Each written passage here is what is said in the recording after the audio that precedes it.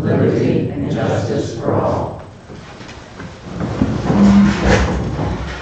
Thank you. Approval of treasurer warrants. Payroll warrants for August 24th and August 31st. Do I have a motion? So moved.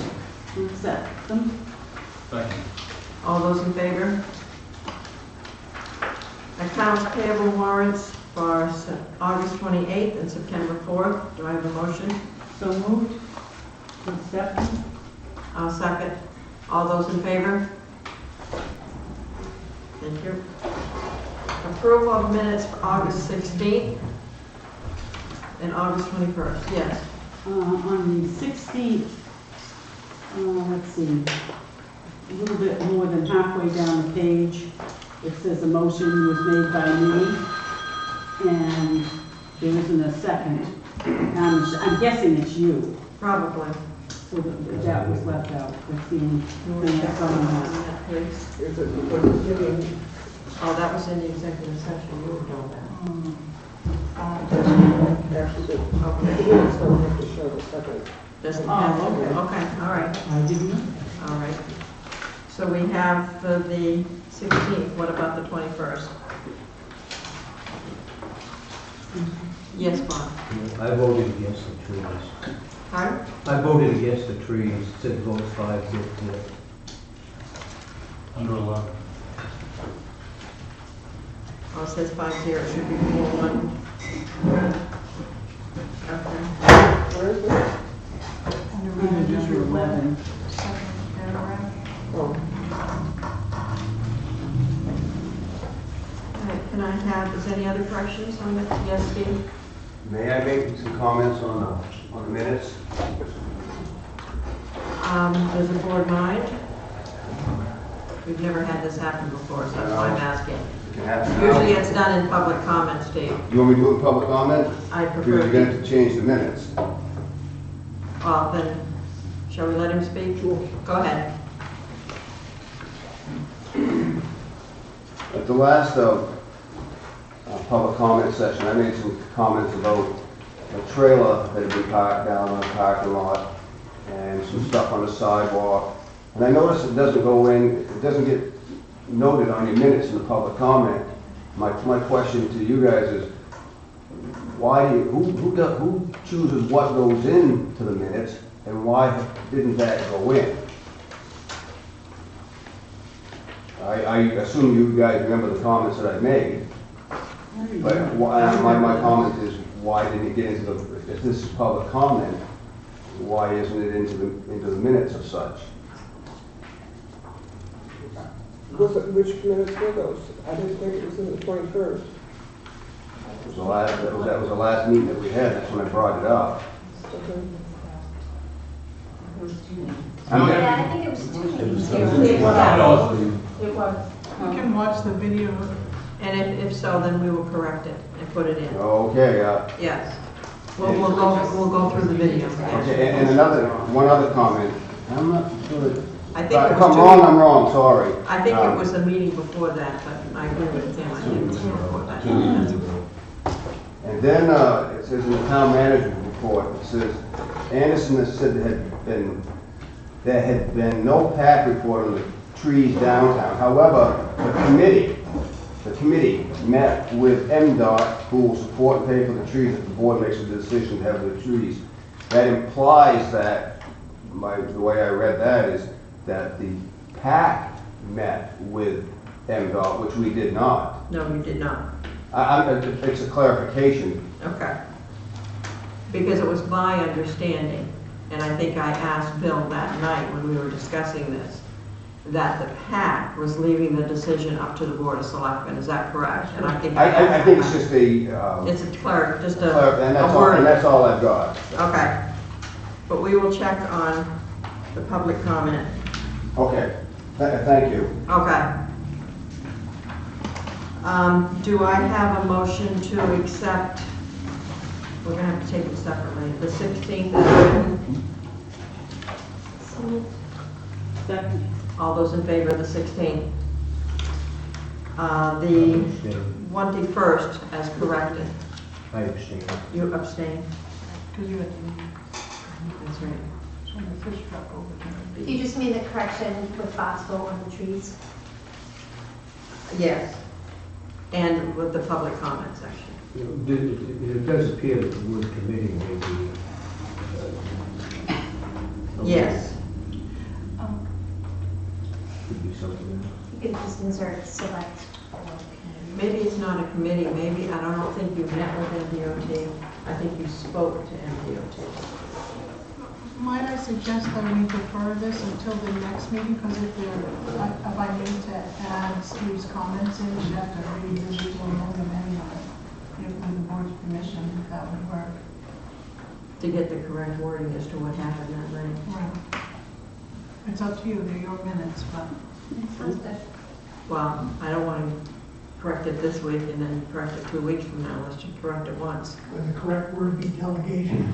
Well, if we don't correct it now and there's no change, then we just have to redo it. I mean, I just think the word committee could be changed to whatever it really was. I don't think, if I'm not mistaken, I don't think anybody met with MDOT. I think there was a conversation with MDOT, if I'm not mistaken. I'll watch the video. I probably misunderstood that. I thought somebody had met with DOT. I can watch the video and make that correction. We're all here, we know who we either did or didn't speak to. Well, we didn't. We didn't. I didn't meet with DOT, not since we met. I thought that was the meeting it was referring to, you referred to. No, maybe we should look at the video. When, if I remember correctly, when Ben and Marion and I met with the commissioner, trees were discussed, and the only thing that the commissioner said at that point in time was that if we had changed or decided to have trees, correct me if I'm wrong, Ben, just to make sure to notify them in plenty of time. There was no firm decision at that point. No, but when we met last week, we were told that the DOT was willing to pay for the trees if we wanted them, and Right. we voted for them. Because, So somebody well, got because back. if I'm That not was a mistaken, telephone call. Was it? I believe, Yes. A telephone conversation. Catherine and I both had spoken to Marion about finding out if we did decide to want trees, if they could be included in the project.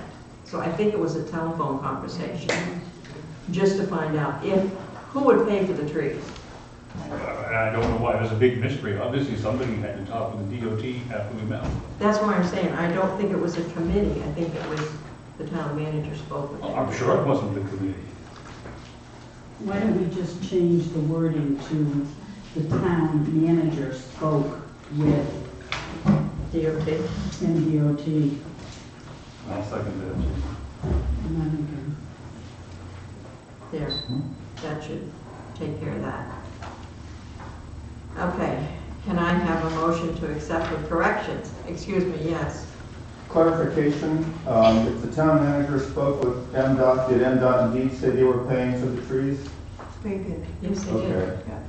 Bill Pulver was the gentleman that I spoke to, and then when Ernie Martin delivered those plans, remember you were in my office, and he Yes. reconfirmed that fact Great. with the chair present. Because Yes. at one time they were making noises about add-on costs, that was my concern to the town.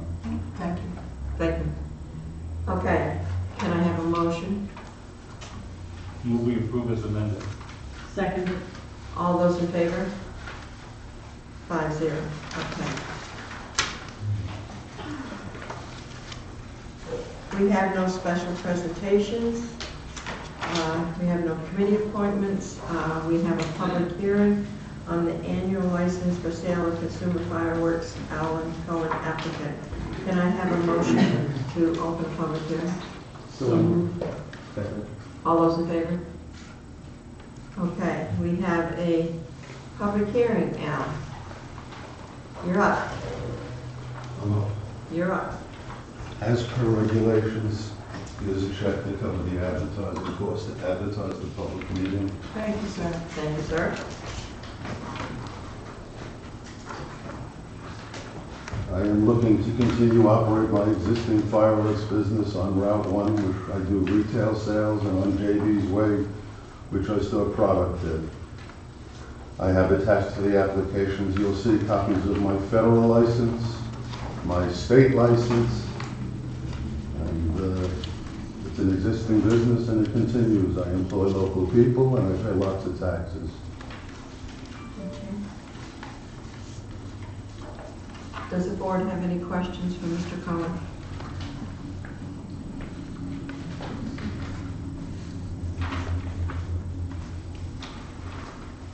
Yes, I just have a question. Do we know that the storage facility on JD's Way was inspected by the code enforcement officer that happened?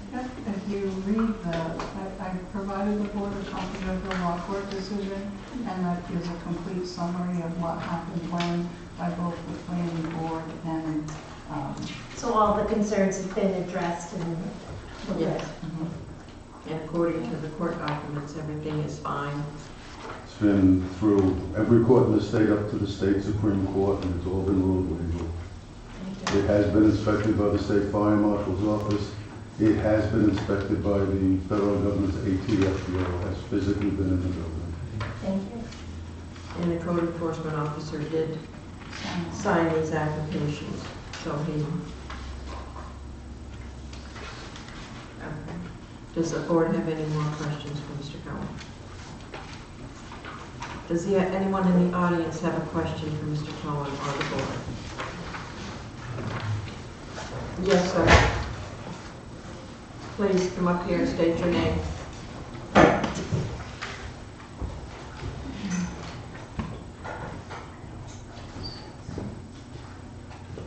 My name is Cecilio Ventura. I'm the owner of the Place of the Orient and the Schooner Inn. Before I put those buildings, now I see the sign, it's the Wiscasset, it's the prettiest village in Maine. And now, we got a little bit problem because of the firework. You know, they're gonna be dangerous for the people staying in my place. And also, I sleep over there sometimes, you know. I cannot sleep well because I worry about something happen. Some people come in, some terrorists come in and do damage on that building. You know, you're gonna have like 1.5 miles. You're gonna blow the whole thing. And also those containers outside, we got a big problem also. That's why we call this one the previous village, because of those containers outside, it's no protection. You know, also in the back of this building, you know, before, you know, I have a lot of customer complain about it, and he said, I thought this is the prettiest village in Maine. Yes, but you see those things, you know, a lot of things sometimes, you know, is all of those containers on the side of those land. It's like, it's not like laying down or gonna be falling down or something like that. It's dangerous, you know. I don't know if you're gonna allow them to continue about this firework, because I got that propane tank in the back of my restaurant and hotel. It's like 2,000 gallons of propane over there. If somebody sparked this building, you know what's gonna happen. This building, they got propane, 2 tanks of propane over there too. Something happened with that, you know what? They're gonna clear about 2 or 3 miles all around. You think we're gonna allow that? Something happen? We got the kids, handicapped people stay in my place. You think they can run? No. My insurance go up, my insurance canceled twice because of this building. I don't know, it's up to you guys, you know, if you want to continue it. Thank you very much. Yes, sir.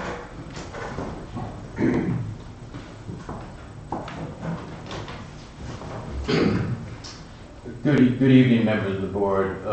My name is John Pottle. I'm an attorney.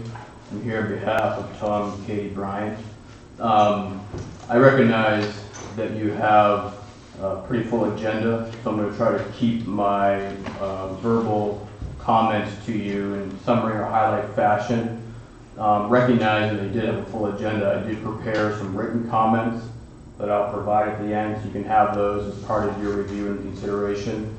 The first thing I would start out by saying is I do not agree, and just to make it clear, the Bryants oppose the annual applications that are before this board and under consideration. And just to be clear, the prior court case, the lawsuit, was addressing the expansion of a warehouse at 2 JB's Way. It did not involve the sale of consumer fireworks at the Route 1 location. It did not involve the sale of consumer fireworks at the JB's location.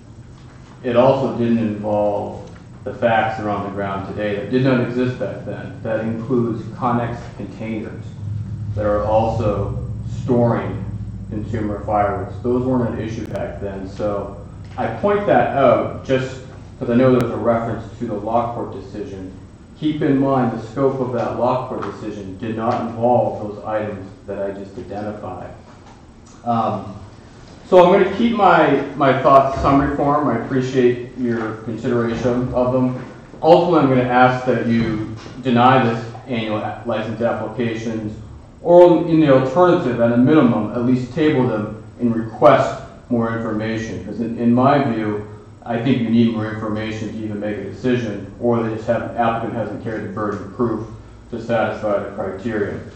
There's really two things you look at when you're dealing with a municipal permit, your annual license from the board, with consumer fireworks. You have the Wiscasset fireworks ordinance, and I'll just point out it only permits the sale of consumer fireworks from the Wiscasset Woolwich town line to the, I think, southerly portion of Floods Avenue along Route 1. So just as at the outright, selling consumer fireworks at JB's Way is not in that area, quite frankly. The other thing it requires is the sale of consumer fireworks have to be in a conforming lot size. And I'll be perfectly straightforward. I don't know if the lot size is conforming or not. The location, the application materials that I had didn't have any of that information.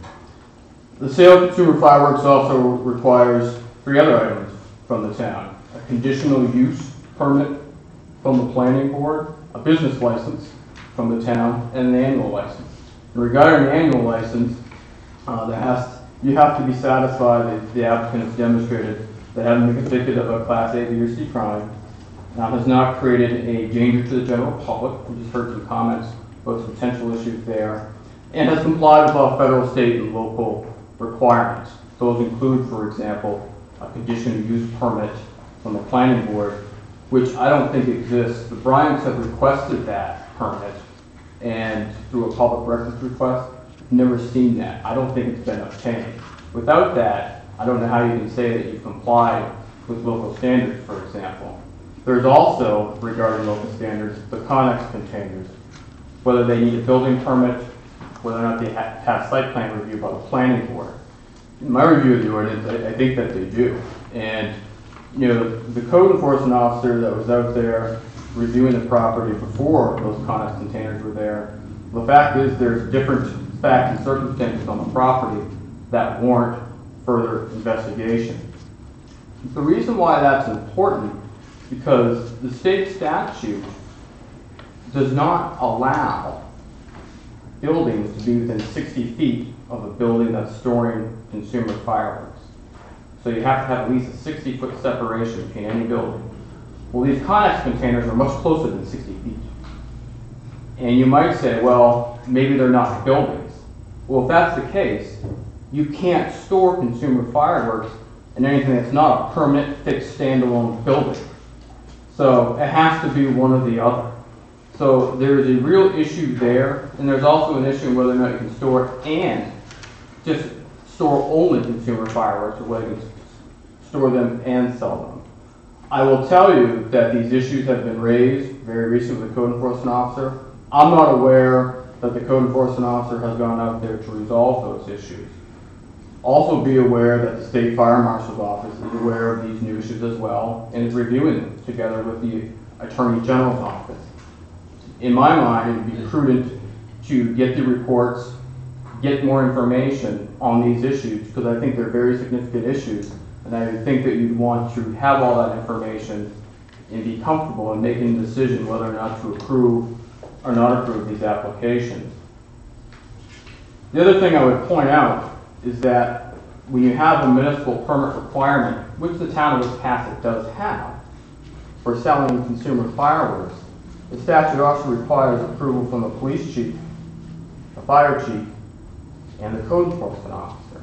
And I would respectfully say, and maybe put off this here, but just signing an application because it was submitted does not, in my estimation, equivocate to an outright approval of what's in the application. To me, it's just it was submitted on a particular day. So I brought a copy of the statute. I brought some detailed written comments that I would request that you look at, review, and consider as you deliberate on this annual license applications, and there are 2 applications. And I would just ask that you either deny it, because I don't think it meets the criteria, or alternatively, I think you need more information to make a final complete decision on the application for you. So those are my summary comments. I'm happy to leave these materials for the board in your consideration. I've got 10 copies. I hope that's enough. So if I may, Yes. so if it's the pleasure of the chair, I'll just approach and just leave these. Yes.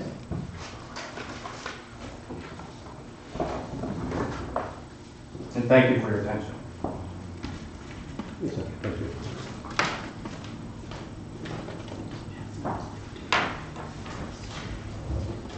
Thank you. Al, did you have something? In response to Mr. Pottle's so elegant speech, if you would really check the law out, it's 60 feet from an inhabited building. It's 15 feet from a non-inhabited structure. That property has always had 2 trailers that sat next to the building, 2 45-foot trailers. And the fire marshal's office said it's much safer to store it in Connex boxes than storage trailers. So we got rid of the 2 storage trailers that have been on the property for upwards of 15 years. They show on the old tax maps, and replaced them with 2 Connex boxes. And the law is very specific. It's 60 feet from an inhabited structure. It's 15 feet from an uninhabited structure.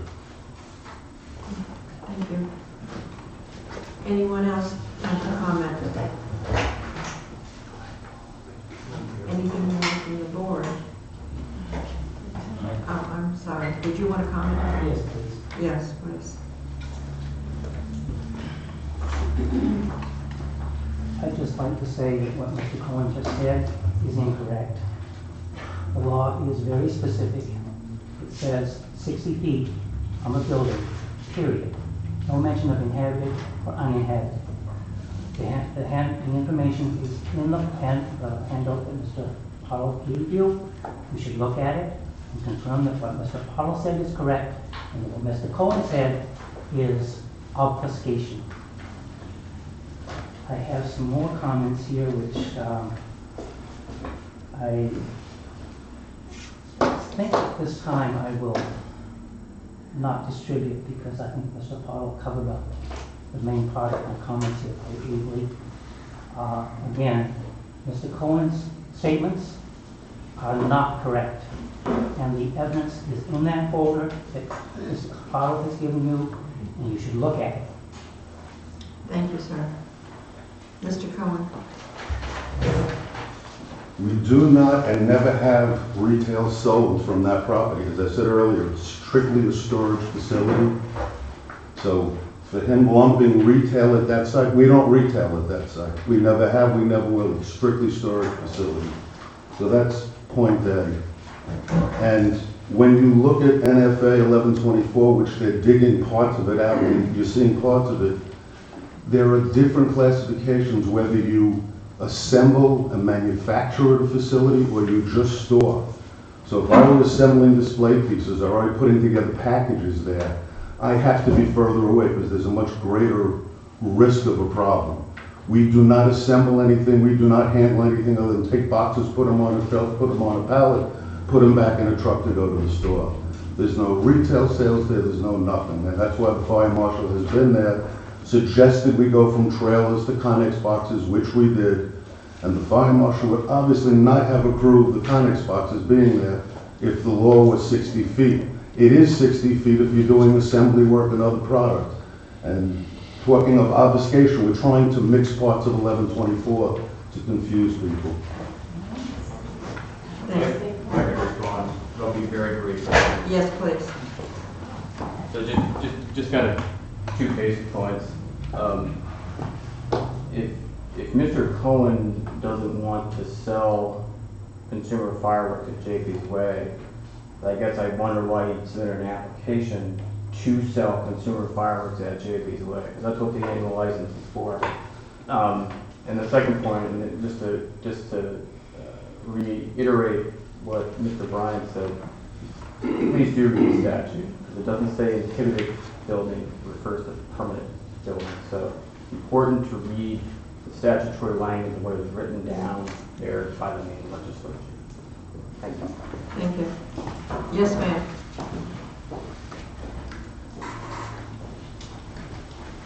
I actually have the state law right here, and just some very brief parts of it to read.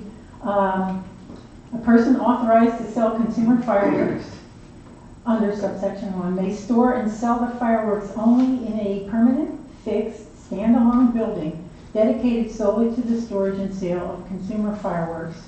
And then it goes on to say, as far as the 60 feet, the building may not be less than 60 feet from another permanent building and may not be less than 300 feet from a structure at which they start talking about gasoline being sold, dispensed, which doesn't pertain. But we weren't talking about the NFPA rules, for one thing.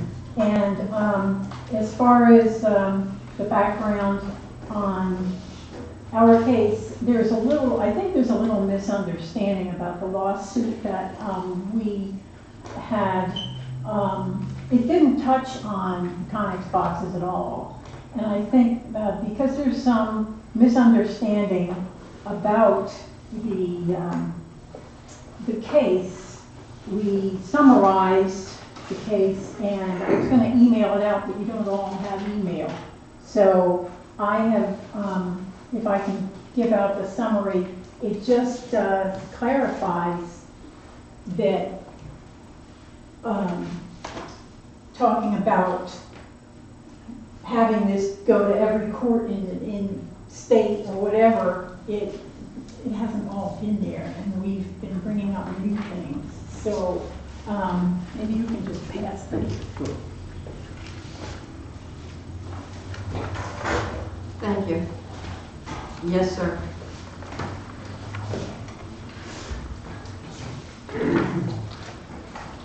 Tom Bryan again. I think part of the discrepancy between what we are saying and what Mr. Cohen is saying is that we are quoting the state law.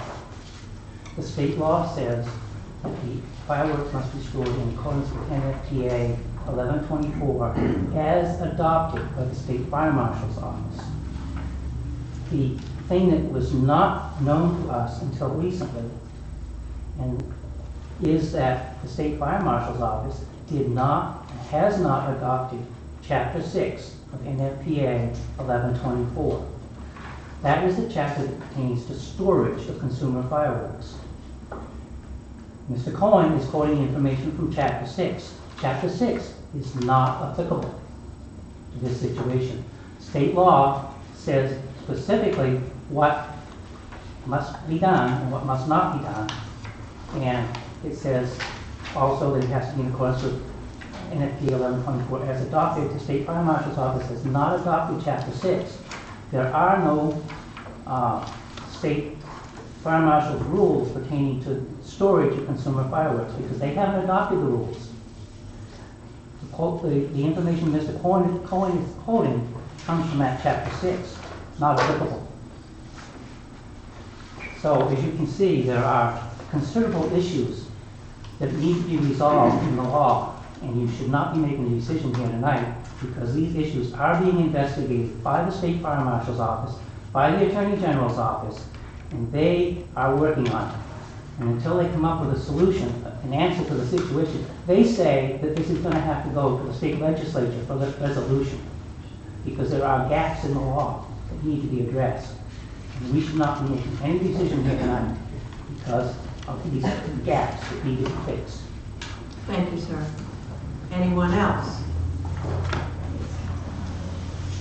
Anyone on the board like to ask a question?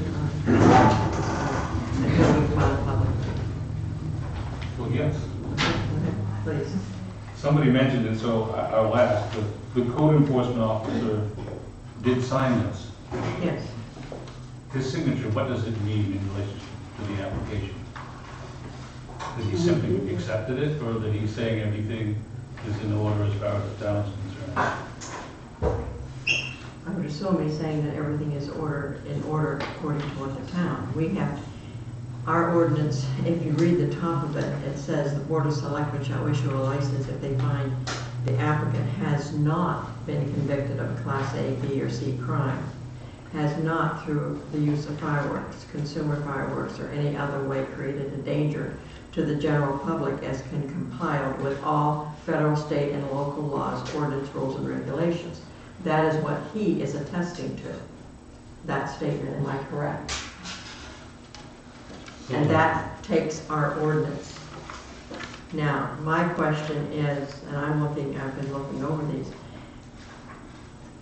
We have, I assume this is from the one portion and this is from the federal, and we have one from the state. Is that correct?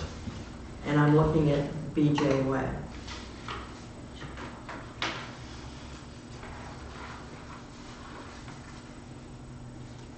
And the state would not give me a license each and every year if I was out of compliance. Well, I think we've gone through this several times regarding that. Because before you can come to the state, you have to have your federal. Before you come to the town, you have to have the state.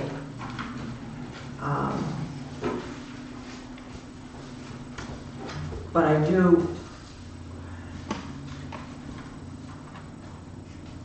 on the federal, it says notice of clearance, individuals transporting, shipping, receiving, and possessing explosive materials. It says nothing about selling. I'm talking about BJ Way. I'm not talking about Romark. And we don't sell from the BJ Way. Okay. We only filled out 2 applications because the board wanted to cover all bases. Right. We filled out 1 for each of the properties. Right. And you have one from the state. Yep. Could I speak for a second? Yes, ma'am. What Up here, Mr. please. Up here, sorry. please.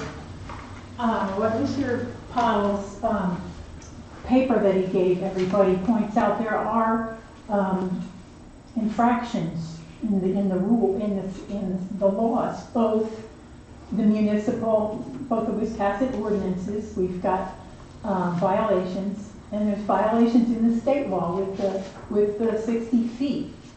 So we got the violations, and also there's not supposed to be, I can't remember the exact wording, but the safety of the general public is supposed to be not compromised. And Mr. Powell's statement that he gave everybody points out several areas where the safety of the general public is compromised. So we have violations, and if we have violations, I don't know how you can approve it. Thank you. Anyone else on the board have anything at this point? Yes, Catherine. Well, I think that Mr. Cohen has provided us with everything that we need, and I'd like to ask the town manager a question. We as a board are approving or disapproving, but I say we are approving his request. It is based on what we have to do as far as our ordinances are concerned, what it tells us we have to do. Just read, is that correct? Correct. That's correct. At the top of the actual application is the actual excerpt from the town's own land use ordinance. And so you are limited in your scope of review to those items. And if you find any of those to be true, then you could not issue a license. If you find that he's in compliance, it says the selectman shall issue a license. That's what I thought, thank you. And I have one more comment. Yes, go ahead. I believe Mr. Potter made reference to courts or whatever, and I may be wrong, but I always thought that in order to reach the Supreme Judicial Court of the state of Maine, one must go through all of the applicable lower courts in order to get that far. And obviously they did that, and I read the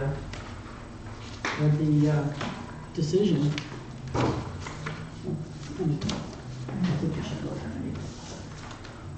Thank you. You want any other comments from the board before we come out of public session to take a vote on this? Yes, sir. Come up to the stand, please. Just two simple questions. Marion just mentioned at the top of the application, there's different criteria. The question I have has MMA or anybody done a review to make sure that our current code is legal within the state code? And the other question I have is, at the last meeting I attended, I seem to recall somebody mentioning that the original permit versus the annual permit review, the initial hearing, it was a claim that there never was one, or no one's ever produced minutes, or has that ever materialized? Well, I spent some time today reading over the court papers that was given. And the planning board in these documents, I can't tell you how many public hearings they had. Not the Board of Selectmen. I was wrong. I admit I was wrong. I thought it was a Board of Selectmen. It was not. It was a planning board. I think they had at least 10 meetings, public meetings, regarding his application and going forward. The court found that there was nothing wrong. He recused himself from any deliberation at that point, including his architect. So he did not influence any of the planning board at all. There may be, this is my viewpoint, there may be some issues with the state law, but that doesn't deal with what we have. We have to make sure what we are doing with our ordinance is correct, as far as I'm concerned. Right, but that's what I was getting at is... Well, this ordinance went through the attorney, if I'm not mistaken, when he did it not? Did we send it to anyone to have them go over it? Well, you adopted your fireworks ordinance in 2011, so I was not manager at that time. So I was on the board, but I'm unclear what the process was. I can tell you that any correspondence that we receive, we do send to Mary Costigan at Bernstein Shore, who is the town's legal counsel, who represented the town in this litigation. Anything that we receive, we send to her. So I couldn't speak to what they did then, Jim. I really, truly don't know. Well, I mean, I have no vested interest here other than the town's best interest in that if there's lawsuits ongoing, if the town has not done due diligence to ensure that our own ordinance is within the state rules and laws, then we're remiss. That's the only thing I'm trying to get at here. Thank you. Yes, sir. Thank you. Yeah, just along the same concept as the gentleman was referring to, I think it is important to do the due diligence. As referenced, this requirement for an annual aid to the board was January 1st, 2012. There's never been application for an annual license or hearing for an annual license until right now. In my humble opinion, I think you'd be better served by asking for more information, such as where is the conditional use permit that is issued by the planning board and not issued by the planning board. I think you'd be better served if you got something in writing to confirm whether the code enforcement officer has indeed gone out and inspected and reviewed thoroughly an application that he received on Monday and signed it the same day. I think you should get information from the police chief and the fire chief, which is what the state statute requires you to do for a municipal permit. None of those things are in these materials, so my humble judgment, I would want more information before making the decision. It is certainly the board's choice if they want to make a decision with potentially an incomplete record. But that is the board's choice to make. I articulated in detail where I think there are some gaps, particularly in information gaps, as well as some legal issues. You can read the letter, maybe you already have, but I would strongly suggest that you table and come to a decision at a later date so you can take into account all of the necessary information before you actually render a decision. It's been since January 1st, 2012. It's September 2018, so more time isn't going to hurt anyone, but again, it's your choice. So thank you. Thank you, sir. Yes.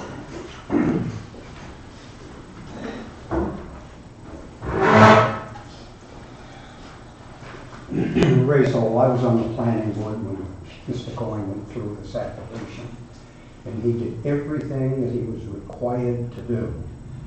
Number two, state law isn't state law because it's in committee. If it's before the legislature, it has nothing to do with the current law. So I don't know where that's coming from, but he has done everything he needed to do.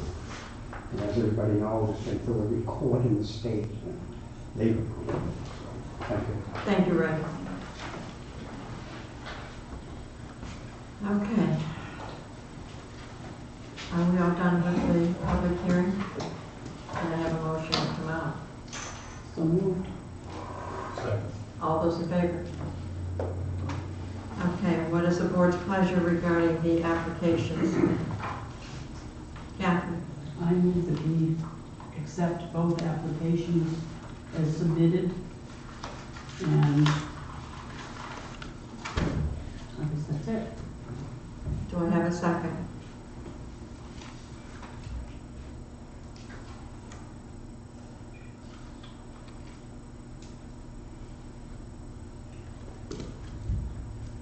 I don't have a second. I would like to see a more detailed report from the code enforcement officer. I don't feel good about just having a signature there like that. Okay, so would you like to continue this at our next meeting? Well, yes, I would like to hear from the code enforcement officer. I want him to say that no dangers have been created to the general public. Okay. And then I believe I would vote for this, but I want to hear that from him, that he Okay. has looked that all over and he's fine. All right. As I said, it's been quite a while. 2 more weeks won't make a difference. Yes, Bob? I'd just like to say, this public hearing is for folks to bring information before the board, and I haven't had a chance to look at the information that was brought forward. I would like an opportunity to look at it. Okay. So we will table it for 2 weeks. Put it on our next agenda. Is that? Or whatever time. Is that the consensus of the board? And in the meantime, we will distribute this information for you to read. Thank you. Yes, Mr. Collins. I would like to get a copy of the information. I'd be happy to have the code enforcement officer and the town manager come and check the properties out. Okay. So I'm more than happy to have them do it as ATF. I just want him to do that. Yep, as ATF has done and as the state fire marshal has done. I'm happy to have a party. Let's come down and look at it. And Okay. the selectmen may join also. We can make sure Al gets a copy of these. We'll make sure you get a copy, and each of the board members will. make copies that Mr. Powell has given to us. All right, so that will be in 2 weeks. Yes, Bob? And if we're required to have something for the police chief and the fire chief, I do think that should be part of it. Oh, it is? I do think so. Originally, we did bring stuff in from the police chief, the fire chief, and solid waste, so that was part of the original planning board stuff, and they all went down and looked at it and approved it. Okay, then let's make sure we get from the police, the fire department, and any other department in town that has an issue or concern. Well, I believe Mr. Pottle said under the statute it's required, police chief and fire, so let me verify that it is a requirement, and then if it is, obviously we have a brand new police chief, so he Come on down. So Let's get it over with. I'll check on what statute it is that requires that, maybe it's in the material. Okay. So we'll put it on next in 2 weeks. Okay, on with the meeting. Public comment on non-agenda items. At each regular selectman meeting, there will be time devoted to any resident or taxpayer of the town of Wiscasset to address the selectmen regarding any item that is not on the agenda for that meeting. Comments will be limited to 5 minutes per person. Is there any public comment? Yes, Steve. Steve Christensen, I'm gonna play the broken record. A couple weeks ago, we talked about a trailer that's been sitting in the parking lot down on Middle Street. It's been sitting there, this trailer has been sitting there 11 out of the last 13 weeks. It's just sitting there. It's a parking lot, it's not a storage lot. Tables that are on, I think it was something Water Street. They're still there. They're still sitting there, they're in the way. Nothing's been done on that, I haven't heard a thing on that. Banners on the common. Seems to me every weekend, after there's nobody, after the town isn't up in operation, people put up their banners. There's been banners on for the Lincoln County Jail, Main Art Gallery, these are on town commons. There was even a banner that sat on Federal Street by the Octagon House, and it sat halfway in the middle of the sidewalk all weekend long. Now, getting back to these things, if I have a sidewalk in front of my house, I guess it's okay if I would come out and I just load it up with a table and leave it there for months. Or I put a banner out there or something. There is procedures and there's policies to follow. We seem to miss that. So that's just something that I had brought up before. It's like nobody's listening. The next question I have for you is, since we haven't talked about it for a couple of weeks, it's the sunken boat. Now, we've got a boat down there that's sitting there, and my question to the selectmen is, have we as a town approached our legal people to ask any questions about sunken boats and getting any opinions, or whatever the verbiage that they use to do that? Where I'm headed with this, if the answer to that is yes, how much more money have we spent in legal fees? And if we have spent, and I don't know, and if we have spent money, will this eventually be passed on to the gentleman whose boat is resting on the bottom? These are just things you can ponder over. And to make myself, to use up my 5 minutes real quick here, and I know this is going to be brought up tonight on one of your questions, question 9A. Last week you guys voted on an item, and the issue isn't what you voted on. It's, you guys voted on something that was not on the agenda. And now I'm going to read your excerpt. Matters which are not on the agenda may be brought before the board only when the board votes to suspend the rules of procedure and add that matter to the agenda. None of you voted to suspend the rules. You went ahead and voted on it. And it's kind of going again, policy, procedure. You kind of went against, what your rules of order are. And I know it's going to be brought up again tonight. Again, I just want to point out, and I'm sure you're all painfully aware that you did it. Steve, there's no pain. But I'm not, I just wanted to point that out, because procedures are there, or policies are there for a reason. Again, I got those issues down on the, I don't have the issues, they're issues that are down there. So I don't know what we're gonna do, we gotta do something, because right now, if I wanna park my vehicle down in that parking lot and leave it there for months, or put something on the sidewalk and leave it there forever, go for it, you know? Same thing with a boat. I don't know where we're at with the boat. I know it's still sitting on the bottom, but I just wanted to ask that question about if we have spent more money, how much have we spent? I assume that must be public record, and if we have spent money, will it be passed along on this whole thing? That's all I got. Thank you, Steve. Yes, Catherine. I did it on the trees, it's my fault. And it is on tonight's agenda. I know it is. I know it is. As far as the trailer is concerned, I made a point of going there last week and looked at it, and they had kind of moved it out of a parking spot and had it partway up the banking. It's an eyesore. I don't know who it belongs to, but it looks like it should just go to the transfer station and be dumped, but. I did measure it the other day to see how far it was from the fire hydrant. There was a fire hydrant, it's 13 feet. Is there a plate on it? Oh yeah, there's a plate on it. They know whose it is. I think there is a plate. There is a plate on it. Marion's going to respond to this. Go ahead. Stephen, your job security, buddy. Thanks. On the tables, I can tell you I had a conversation with the code officer today.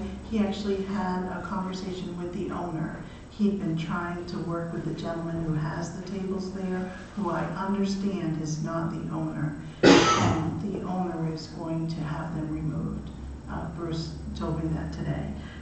As far as the trailer, today was the new chief's first day. So it is on his list of things to address. Okay. But if we could just give him this week to figure out where he's going, No, I'd you're right. appreciate that. But he is aware of it, it's on the list. As far as the sunken boat, Ray Soul, who's also the harbor master, and I had a conversation about the boat today.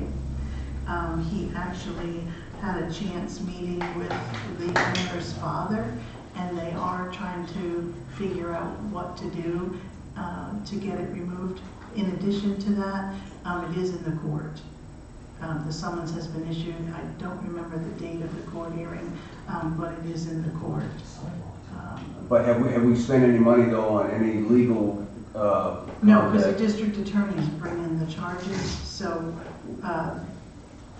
in the last packet, I can't remember, Steve, who the gentleman was that issued the summons, but the district attorney is handling it on behalf of the town. So if you, I can get it for you, but if you look in, I think it was the last meeting's supporting documents, there was an actual copy of the summons. Yes, Everything that was in there. So, and as far as banners on the common, I can tell you that it does happen, absolutely. When I was in town yesterday, I didn't do anything with the banners on the common, but we had a business up Route 1 that had all these little signs going all the way up the road, and I did stop and ask someone to remove them. So as mindful as we can be, we do try. I don't know what we can do on the weekends. I mean, we just have to show up. You know what I mean? It's Well, what we try to do is when we find out who has done it, we send them a courtesy letter, just reminding them of the process. So we are aware of it, but thank you for keeping it in front of us. Right. Thank you, guys. Thank you. Yes, Kim. Blame Steve, because I wasn't going to get up. Kim Dolce, Wiscasset. I've been wondering in the last few weeks as I drive up and down Route 1, is there some sort of ordinance that addresses the little temporary types of signs that businesses put up for hundreds of feet on either side of their business? You're losing me. Can you give me an example? There are quite a few. The nicest ones, the most attractive ones, I'll give them that, are at Monkey See, Monkey Do. And sort of it's a sign that tells all the different, each sign tells something that they offer. There's a new business that's a little further out of town, I want to say. I might be wrong. And they've got a lot of them. It's sort of thrift store, antiques, and it's all these little, those I think are like handmade. And they extend in the swale for, depending on the business, a certain distance. Is there any ordinance that covers those? Because as I drive through town, it's not the most attractive thing in some areas. Right. In some businesses, the front of that business is lovely, and others not so. So I've wondered. There is a section of the ordinance that talks about temporary signs, however, those that you have mentioned do not fall under that. And the code officer actually was going to speak to those folks today. I saw them yesterday when I was in town, so I brought them to his attention this morning, so. I appreciate that. And in terms of other things sort of in the downtown area, in case anyone at Public Works has been looking for them, there have variously throughout the summer been one or two, currently 2 men at work signs, and we haven't really had any men at work on Fort Hill Street for quite some time. One is pushed over at the edge of the church parking lot, and the other one is across the street from there. So in case they're looking for them, that's where they are. Thank you. Yes, Steve? I don't believe those belong to the town, I believe they belong to Pike. But they're not working on Fort Hill. I'm just saying that I do not believe that those belong to the town. I'm not going to be a spokesman for the Public Works. Oh, water district maybe? Could they be water district? They could very well be. They're not. There's some. There is, But I know what she's talking about. There is some. No worries. I would tend more to believe water department than Pike Industry. Yeah, we can pick them up though, thank you. Okay, any other public comment? Okay, we will continue. Downtown Public Advisory Committee report. No?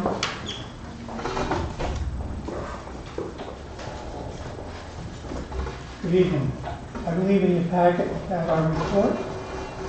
We had our last meeting a week ago, Tuesday. Hopefully. If you have any questions, I'll try to answer them for you. I would like to mention the people that were on the committee. We had Jamie Sonia, Susan Robson, Steve Christensen, Leslie Seaver, Cynthia Davis, Jeff Slack and David Sherry were on there. And they were replaced or succeeded by Catherine Martin Savage and Bobby Langdon. And most of the sessions were moderated by Marion Anderson, our town manager. I thank all of them for their hard work. Everybody pitched in and did something in different areas. Catherine? I'd like to thank Bill and everybody on that committee, especially before I showed up. I was the new kid on the block. Tremendous amount of work, and it was a pleasure working with everybody. They were really good. And that they should all be commended for being such good volunteers. Yes, we don't get enough good volunteers. Thank you, Bill, and your committee worked well. Did a very good job. Any questions or comments regarding the act? We do have a drawing behind us over here that was given to us or drafted up for each one of us. That is what the downtown is going to look like, according to the artist. And I think it's rather pretty. I think it's we make the downtown a lot better off. And it has trees. And it I was has going to say the trees. same thing and beat you to it. That'll be on my subject later because I have a discussion on the trees. Yes. On the report, I want to introduce some amendments in that the Historic Preservation Commission met with the PAC committee on March 27th. We went through a number of detailed things. Ernie Martin from MDOT was in attendance, took a number of notes. One of the spin-offs that came out of that meeting, and actually a lot of discussion at PAC meetings and other public meetings in advance of that also, was the urgent need, no matter what is done there, that there was no loading zones available to certain businesses in our town by the plan as it existed then. And by the end of April, MDOT conceded that point and introduced a change to the plan that was sanctioned by all. Copies of their maps that were produced for the town in the beginning of end of May and early June had the loading zone, which was a parallel type parking loading zone on the southbound lanes of Main Street, implemented in the plan. That was in the final plans for the town until our governor vetoed them at a meeting in December when the lawsuit was ongoing, when the lawyers went up to negotiate with MDOT, and then the governor vetoed all parking. Now, we've got a lame duck governor. We're working in good faith with MDOT here, re-implementing the loading zones, which are critical to existing businesses, and also, I might add, a business that just came before you the other week, who will have no way to unload or load their products if this restaurant, which we all love to see in town, opens. We need to have that loading zone restored. There is no way to offload for many of the businesses in this town in any way, shape, or form. The re-implementation of this original plan with the loading zone will actually cost less than doing all that additional brickwork. And I think this needs to be broached by the town with MDOT sooner rather than later. I don't think it's going to be a change order that really is going to raise their budget. It might actually decrease costs. Thank you. Jim, I just, and Ben, correct me if I'm wrong, because you were there too, when we met with the commissioner, the subject of loading zone did come up. If not, I think you brought it up in front of Red Seats, if I'm not mistaken. Not Red Seats, that's Water Street. The key one is this on Main Street. See the southbound lane is always supposed to have it with bump outs. Okay. We'll have to have a discussion and find out, because I think they said there was going to be loading zones, if I'm not mistaken, at that meeting. I think you did, but I don't remember the exact wording, but I do know it was discussed. Yes, Bill? Could interject. In our report, we did mention that there were loading zones. In fact, we had loading zones in the garage that were taken out when the lawsuits were going on, and we hope that in the negotiations that they be put back in. My understanding when we met with the commissioner, everything that was before the lawsuit was back in. That's the way I took it. I have diagrams showing the loading zone on the southbound side of the street. But we will verify that. But that was what I understood coming out of that meeting, that everything went back to option 2. But until MDOT would issue a change order with Pike, they'd be proceeding as per the final drawings when the contract was awarded for March of 2018, which had pulled the loading zone on Main Street off. Well, I'm sure they're going to have to do a change order to correct that and have that paid for. Yes, Kim?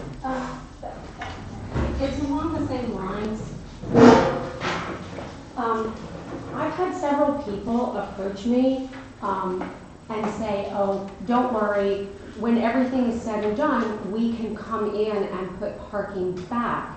Because, well, I know, and because the map that is, the plan drawing that's in your PAC report, that shows on the southbound side of Main Street, it shows the bump outs and then this indentation, which was to be that loading zone that Jim was speaking of.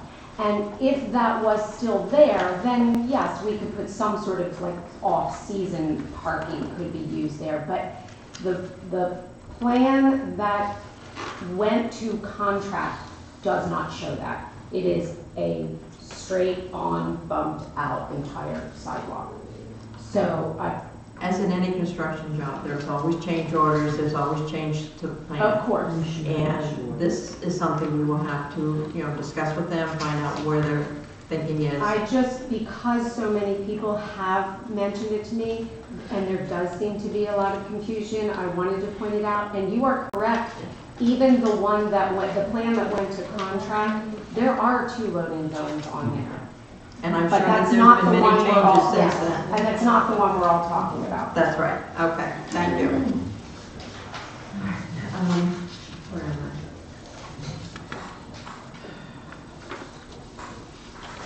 I? Any more questions on the advisory report? We're all set? Okay, let's go to the Wiscasset Fire Department July monthly report. Mary? Fire Chief T.J. Mary submitted his report, although it is late. In your packet, we do have the Fire Chief's report and also Wiscasset Ambulance Services report. I will draw your attention to the back side of the report of EMS. I think that the rundown is very interesting to look at.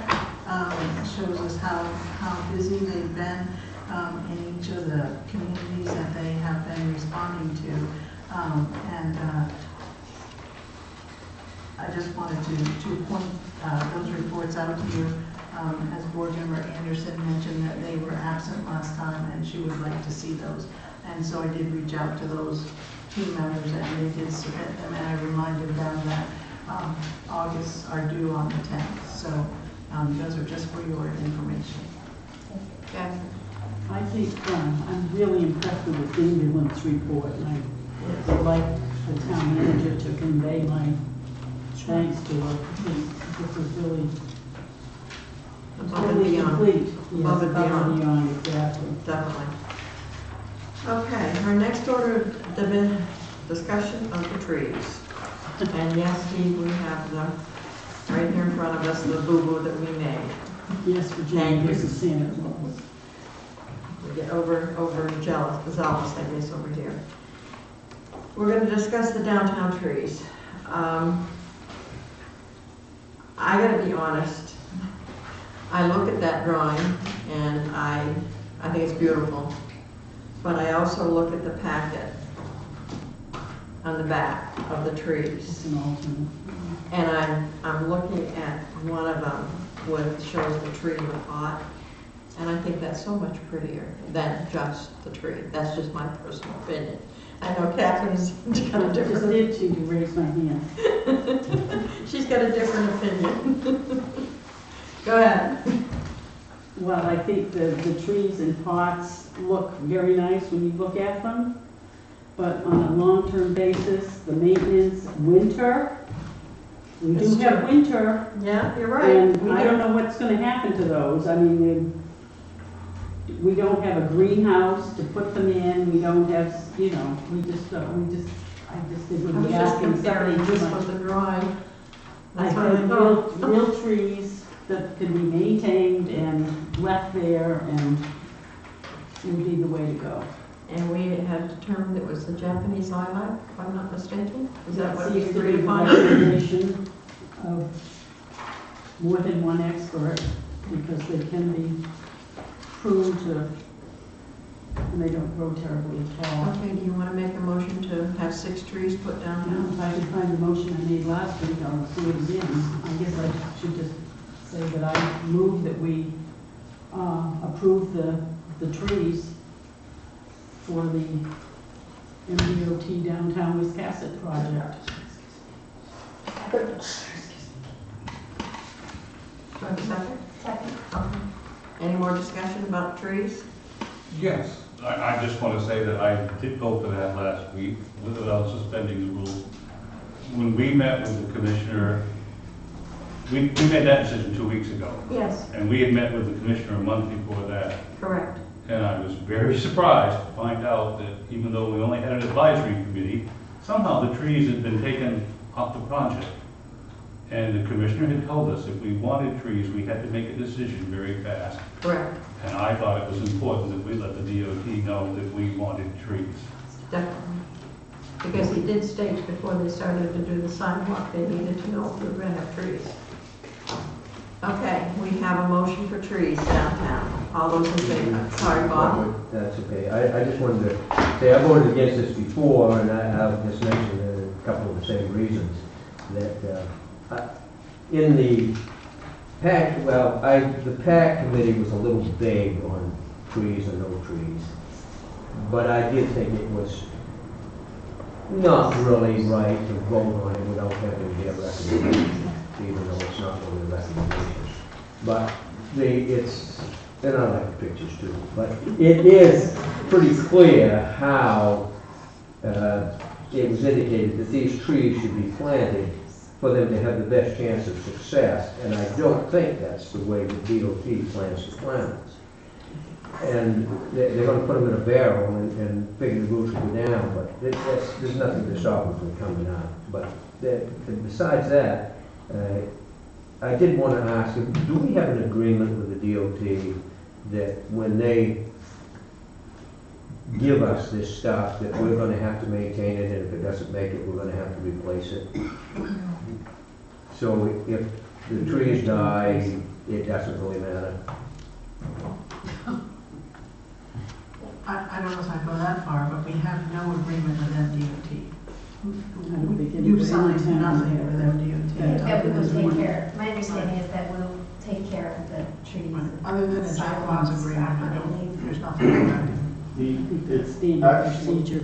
So you're thinking if one dies, whose Well, yeah, I thought there responsibility was would some be the... discussion earlier about all these amenities, that it would be our responsibility to maintain. For instance, if one of these little fences gets knocked down, it's going to be our responsibility to replace it. The DOT isn't going to come and repair it. I think you're correct about that. So wouldn't the trees fall into the same? I believe so. Yeah. Yes, it would be our responsibility. And I don't disagree with you that there's some merit in having them in the boxes you can remove, because these are going to get hit when you try to move the snow. Yeah, And then they're going to die. yes, And then who's going to replace it? we are. Die. That's why I like the potted, I like to do the pods. So you'd be replacing those every year. Not necessarily, but you have a point too of having a place to store them in the winter. You really do, but, all right. Can we have a vote on trees again? All those in favor of the trees? Opposed? Okay, thank you, Bill. All right, consideration of Chewonka Campground Aviation easement at the airport. Mary? So you have in your packet, the tentative agreement that we have, and the owners of the campground are with us this evening.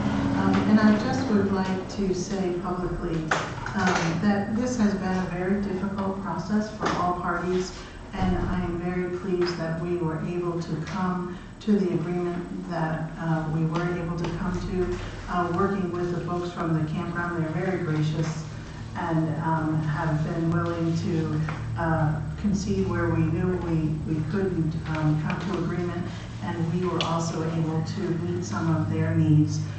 So it was truly an agreement. We did receive this, I think, late this afternoon, right, Pam? It was quite late. It was going back and forth between the attorneys. So that is the reason that it was not originally in the packet. We did send it out to the press as soon as we received it, but we, as you know, have been working on this for some time. Pam, I don't know if you or Ann wanted to speak to any of it or talk about it, or if you just wanted to let it go through. I'd just like to give you the opportunity if you'd like to. And if you don't, that's okay. Okay. So you have before you the motion that this is required by the FAA. That's why the language is the way that it's written. The most important thing that I want to make sure that you see in addition to the motion is the note at the bottom that says the official easement closing and execution of the related documentation will occur in the next few weeks. We have a verbal approval from the FAA, and we're just waiting for the final written approval. As you can see in the motion, the FAA pays 90% of the settlement amount, the state pays 5%, and the town pays 5%. So we were not able to sign, seal, and deliver this until the FAA agreed to it, since they pay the majority of the agreement. So I would ask the board to accept this agreement and make the motion. Okay. The motion is to authorize and delegate authority to the town manager to, 1, accept on behalf of the town of Wiscasset an aviation easement from the Chewonki campground pursuant to the requirements of the Federal Aviation Administration for airport safety. 2, execute any and all agreements, actions, documents relating to the navigation easement administrative settlement with Chewonki Campground, which will include making a payment of $280,000 for such easement. 90% of the $280,000 payment is expected to be reimbursed by the FAA, and 5% of the $280,000 is expected to be reimbursed by the Maine Department of Transportation, leaving a net amount of $14,000 to be paid by the town of Wiscasset. And number 3, execute a separate agreement between the town and Chewonki Campground that relates to the construction process and other issues in a form substantially similar to the draft agreement provided to the board with this vote. I'll second the motion. Any questions? Judy, Yes, Bill? we don't have to have a special town meeting to raise this 14,000. No, it'll go through the regular process next year, because we can't apply until after the first of the year. To be in next year's budget. Okay. All those in favor?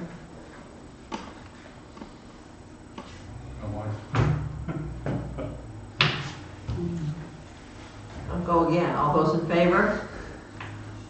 All those opposed? So the motion passed, so I'm going to, this is a vote. And I would like to thank both Pam and Ann. I know this was very difficult for you. When I joined the board 4 years ago, one of the first calls I got was to go down and visit the campground again. And you really do have a beautiful campground. I wish it hadn't turned out this way, but I'm so glad you're at the campground in the town. Thank you. Thank you. Okay, number C, amendment to the prior 2018 tax anticipation note authorization. So you have before you new language to award the TAN to Bath Savings Institution. And I want to say thank you to Bernice for the work that she did on this. We did discover after we analyzed all of the bids last time that Sanford Savings Institution also had a lot of fees attached to it and didn't turn out to be the lowest bidder. And so before we moved on to this, Bernice worked really hard with all the people that bid to make sure that we understood what all the fees were going to be, wire transfer fees, and one of the banks that bid, I don't remember which one, if you read in the fine print, they were going to charge interest monthly, which is not typically how TANs work. So I want to thank Bernice for going through, and the reason this is before you, because we did just determine that Bath Savings is actually the low bidder. So I would ask you to read this motion again, Madam Chair, for that purpose. The town of Wiscasset, Maine voted, number 1, that under and pursuant to Title 30A, Section 5771 of the Maine Revised Statutes as amended and supplemented, there be and hereby is authorized the issuance of a $1,340,000 principal amount tax anticipation note of the town in anticipation of the receipt of taxes for the municipal fiscal year which commenced July 1st, 2018 and ends June 30th, 2019. Number 2, that the said note shall be dated on or about September 11th, 2018, shall mature on June 30th, 2019, shall be signed by the treasurer and countersigned by the chairman of the Board of Selectmen, shall bear interest at the rate of 2.54% per annum on a 365-day basis, and shall be payable at the Bath Saving Institute, and otherwise be in such form and bear such details as the signers may determine. Number 3, that this note is hereby sold and awarded to Bath Savings Institution. Number 4, that said note is hereby designated qualified tax-exempt obligations of the town for the 2018 calendar year pursuant to the Internal Revenue Code of 1996. Number 5, that all things heretofore done and all action heretofore taken by the town, its municipal officers and agents in the authorization of said note are hereby ratified, approved, and confirmed, and the treasurer and chairman are each hereby authorized to take any and all action necessary or convenient to carry out the provisions of this voting, including delivering said note against payment therefore. Second. Thank God. I'm responsible for $1 million? You and me, Marion? This is quick, I don't know if it will. Oh, okay, thank you. Do I have to? Can I ask the vice chair to sign it? You can just go.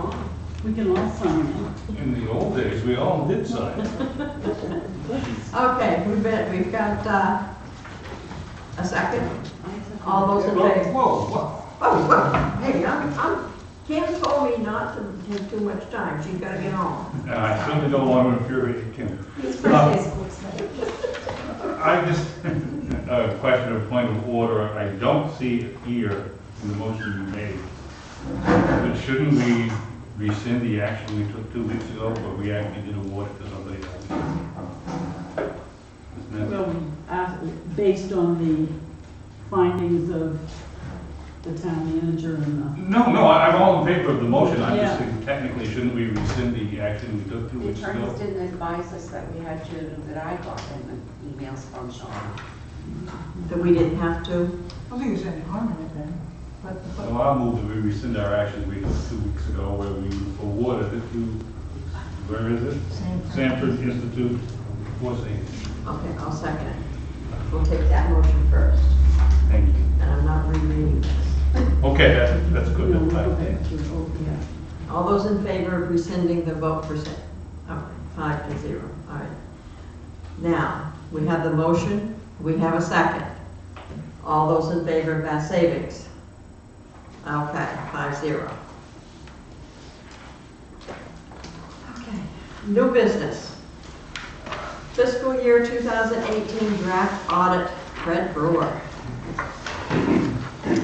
Thank you. You're welcome. You got good news for us, huh? I got news for you, yes. Doesn't mean Not it's quite, good, huh? not quite as good as last year. I can see that. So you should have the kind of draft packet of pretty much the numbers of financial statements. We can go through all of it, but for the sake of time and Kim wanting to get out, I'll probably just kind of skip through the highlights. Yeah, just do the highlights. So the last page is all of the special revenue funds. Those were cleaned up last year, so there was some money that came in for a few various police department grants. We had a DEP grant, DEP Class B, we got an MMA safety grant, and we got some FAA reimbursements for money that you had cleared out, so you still owed some money there. Keep that in mind as you're doing the current agreement with Chewonki, that you're going to have a $300,000 expense when you do close, so that's going to impact your cash flow a little bit because FAA is a little slow to pay. So keep that in mind as you're going through numbers. And then most of the stuff that's on the bottom is the school, so I won't touch on that, so we'll go to the next page. So that's Schedule A9, working forward. The top parts are all the monies that you have invested. So you had investment income of about $1.1 million. And then you had a few small receipts for cemetery lot sales. In those funds, you spent $475,000. So you were to the good $653,000. That $557 is just transferring out of the reserve to fund the different projects that you approved. Most of that was some paving that was done, and you get a little purchase in there. So you started with just shy of $11 million, and now you're at $11.5 million in your reserve accounts. So keep in mind that the last town meeting, you approved taking $1 million out of that $11.5 million. So that's roughly what your investment income was the prior year. So keep moving forward. Schedule A8. These are all your trust funds. Some of those are held in cash and some of them are held in investments. Not going to touch on those too much. I'll skip Schedule A7 because it's basically a summary of the stuff that we did before. A6 as well. Schedule A5. For most towns, cash is king. So you look at what you've got in cash, and it's about $1.2 million. Of that 1.2, $560,000 was sitting in your checkbook, and $615,000 was sitting in the school's checkbook. So it's not as much as you had before, but still something. Schedule A4 is just a summary of the commitment. If you look at the top part, it gives you a breakdown of valuation. Valuation times the mill rate of 1876, you assessed $8.5 million in taxes. So you collected a little over $8 million, so there's $513,000 in outstanding taxes at the end of the year. You collected some of that since, but one thing to point out is your collection rate was 93.42%.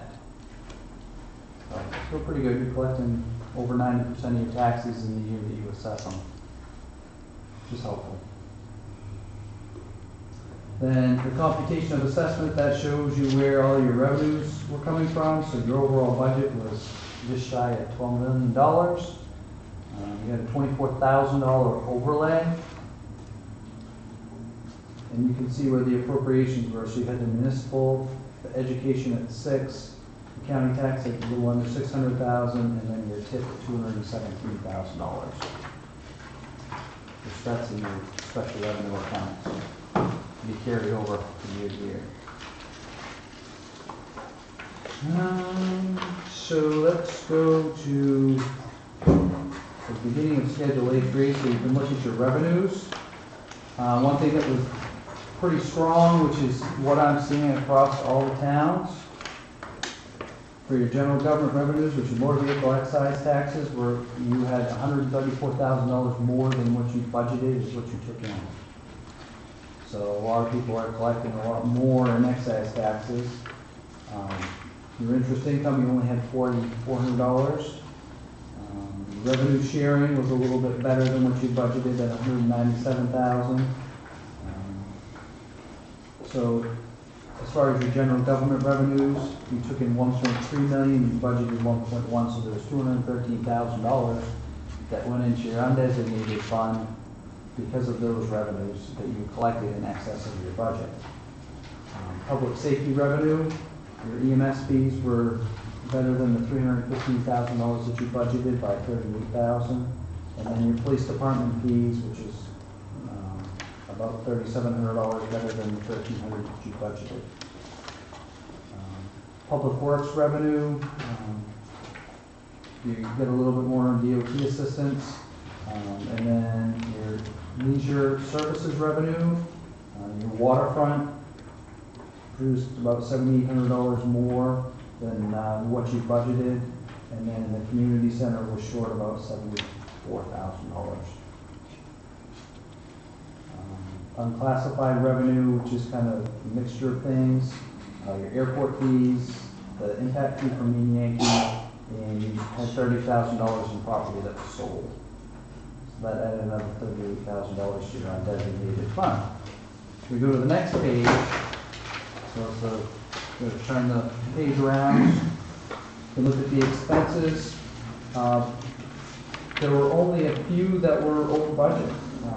One of them was legal services, which shouldn't be a surprise.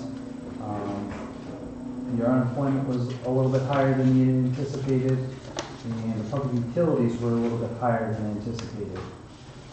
But for the most part, you have done pretty well staying within the budget.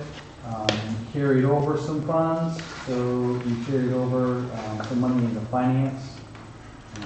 Municipal building maintenance, the community planning at town meeting, you approved carrying over those funds to reduce the taxes for this year that you're about ready to assess. And then the police department, you carried over $5,000 there. You go to the next page. Contingency, you spent what you appropriated, and public assistance, are not really much different than a lot of our other towns. Your general assistance expenses are significantly less than what you budget. Social service agencies is a wash. Education kind of is what it is. The RSU debt service is at $228, and that's what you spent. And then the unclassified airport, you budgeted $255,000, spent $240,000, so it's $15,000 going into your undesignated fund here. So because of your spending, if you look at that unexpended account, $41,000 is going into your undesignated fund to use as the selectmen's debt. One thing I will point out is if you look at that cash dispersed column, down at the bottom, it's $15,609,000. So that's what you spent last year. So if you average that out, so you divide it by 12, it's $1.3 million a month is roughly what you're spending.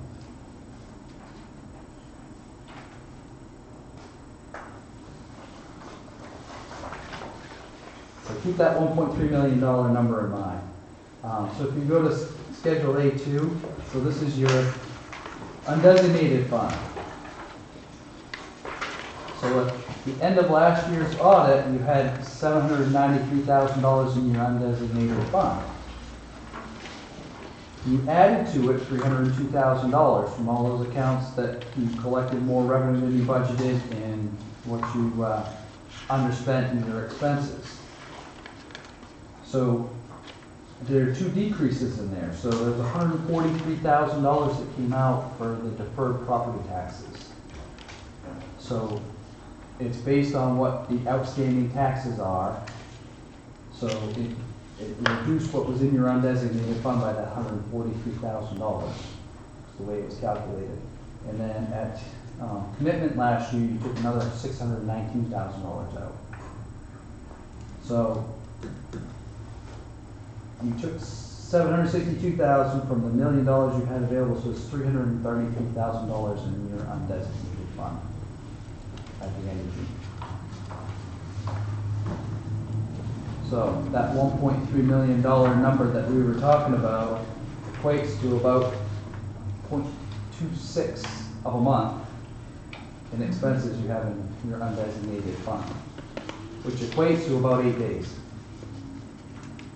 No, I haven't talked to him.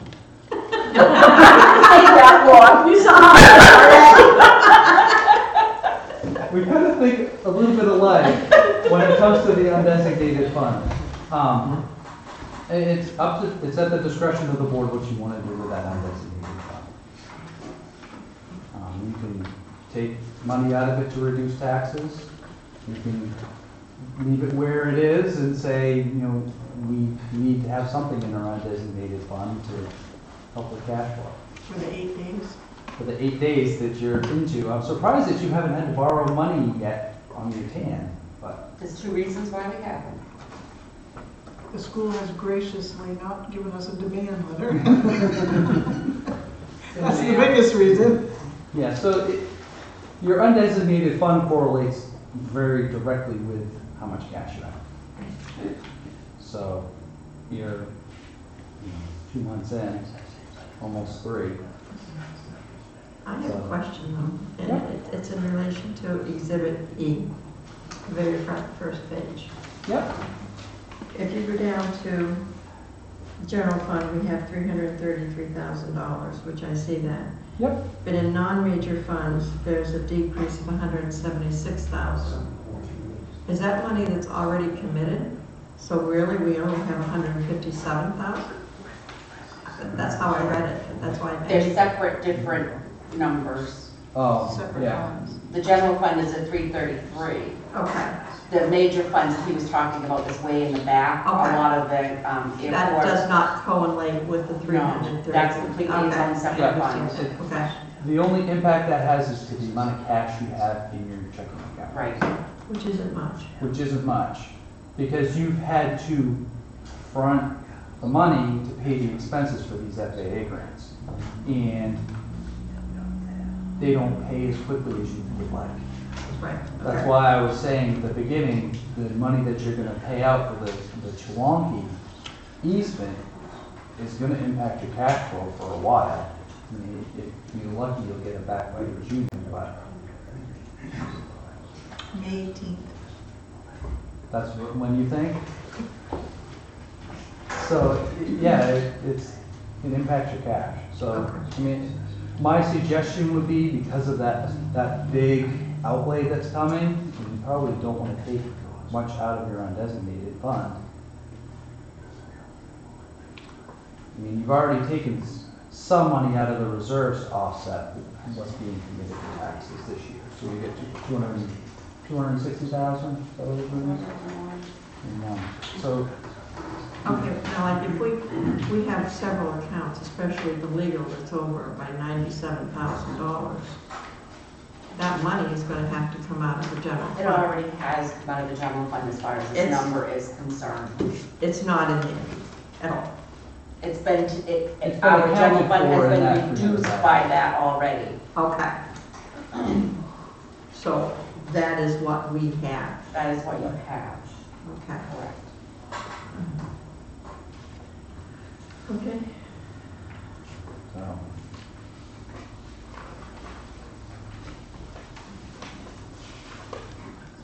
So, keep Does the board, moving. You want me to keep moving forward, or have I dampened the mood a little too much? you've dampened the mood, not a little, quite a Yeah, I'm sorry. bit.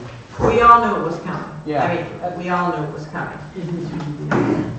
We all knew this was it was gonna happen. This- It's just, the question was how much did you have? Right.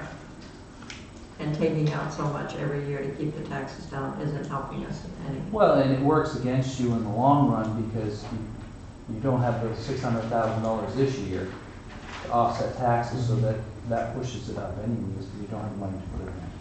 But we still have the $200,000 from Payson, correct? That is in the calculation that is. That we're gonna proposed for discuss you later. Tonight, yes. Yes, okay, all right. Okay, As well as the 50-some thousand that was left over from planning last year. for planning, The planning that you voted, you didn't vote, you voted. so we didn't use, okay. Right, that's also Yeah, in so the you've calculation. got something that's offsetting it, so a little less than half of what you used last year for your undesignated fund. Yeah, so basically we got 259,000 in that area without touching this. Okay. Correct. So, Does the board have any more questions? Anything more clarification you need? Thank you for completing it Thank you very so much. quickly. We appreciate it very much. Thank you.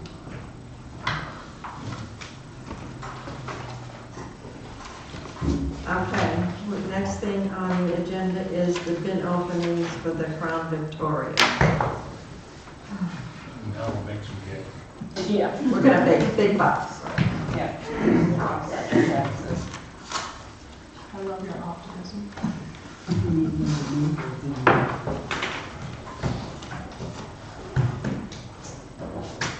Bill Barnes. He bid $800 on a 2018 Crown Victoria. This is from Matt Dorsey.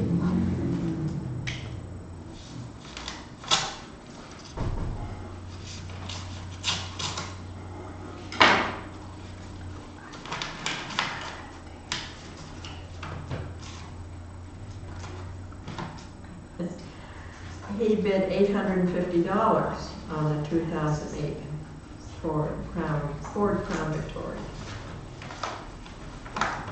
What's your pleasure? It's a no-brainer. We got $850. What did we have? Okay, do I have a motion? Question, please. Yes. What did we pay for that car? We didn't pay anything. Oh, yeah. Oh, yeah, we did. I think it was a couple thousand. A couple thousand? I'd have to check, Yeah, it but I doesn't think matter. so. What's the year on it? It's a 2008. It might have been 1,000, but I know. I thought it was I know 1,000, but we I paid for it. wanted. I'd have to check, I'm not sure. Thousand from the town of Paris. How much did we put into it? Never mind.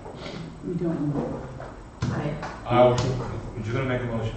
No, I think Catherine I was. was gonna make a motion that we award the bid to Matt Dorsey. Is that the correct? Yes. $850 for the Crown Victoria in Blessing. Thank you. Second. Okay. All those in favor? 5-0. Thank you. Okay. We have some municipal quitclaim deeds. I understand this is just housekeeping. We're cleaning them all up. Yep. And can we just have a motion to accept them all at one time? Or do you want to go over it individually? Before we do a motion, can I just ask, I went through these and, God, some of these have got to be ancient. That's why it's house cleaning. I've been doing my work. Well, I'm glad you're doing your work, but did someone not do work here for a while? It appears that some things were overlooked. Some, as you can tell, some of these go way back. Oh, yeah, I mean, I can remember being on the board of selectmen 2009. years, a long time ago, and some of these properties were taken for back taxes and sold. These ones are not been sold, these ones are for sewer. Right. And These they are sewer had been liens? paid, these are for sewer liens, and they had been paid, but they were paid outside of the period for automatic foreclosure, which is why we're doing the quitclaim deeds. Well, thank you for that explanation. I'll make a motion to grant these quitclaim deeds. I'll second it. Together. I'll second that. Okay, all those in favor? 5-0. Thank you. Okay, review 2018-2019 tax collector.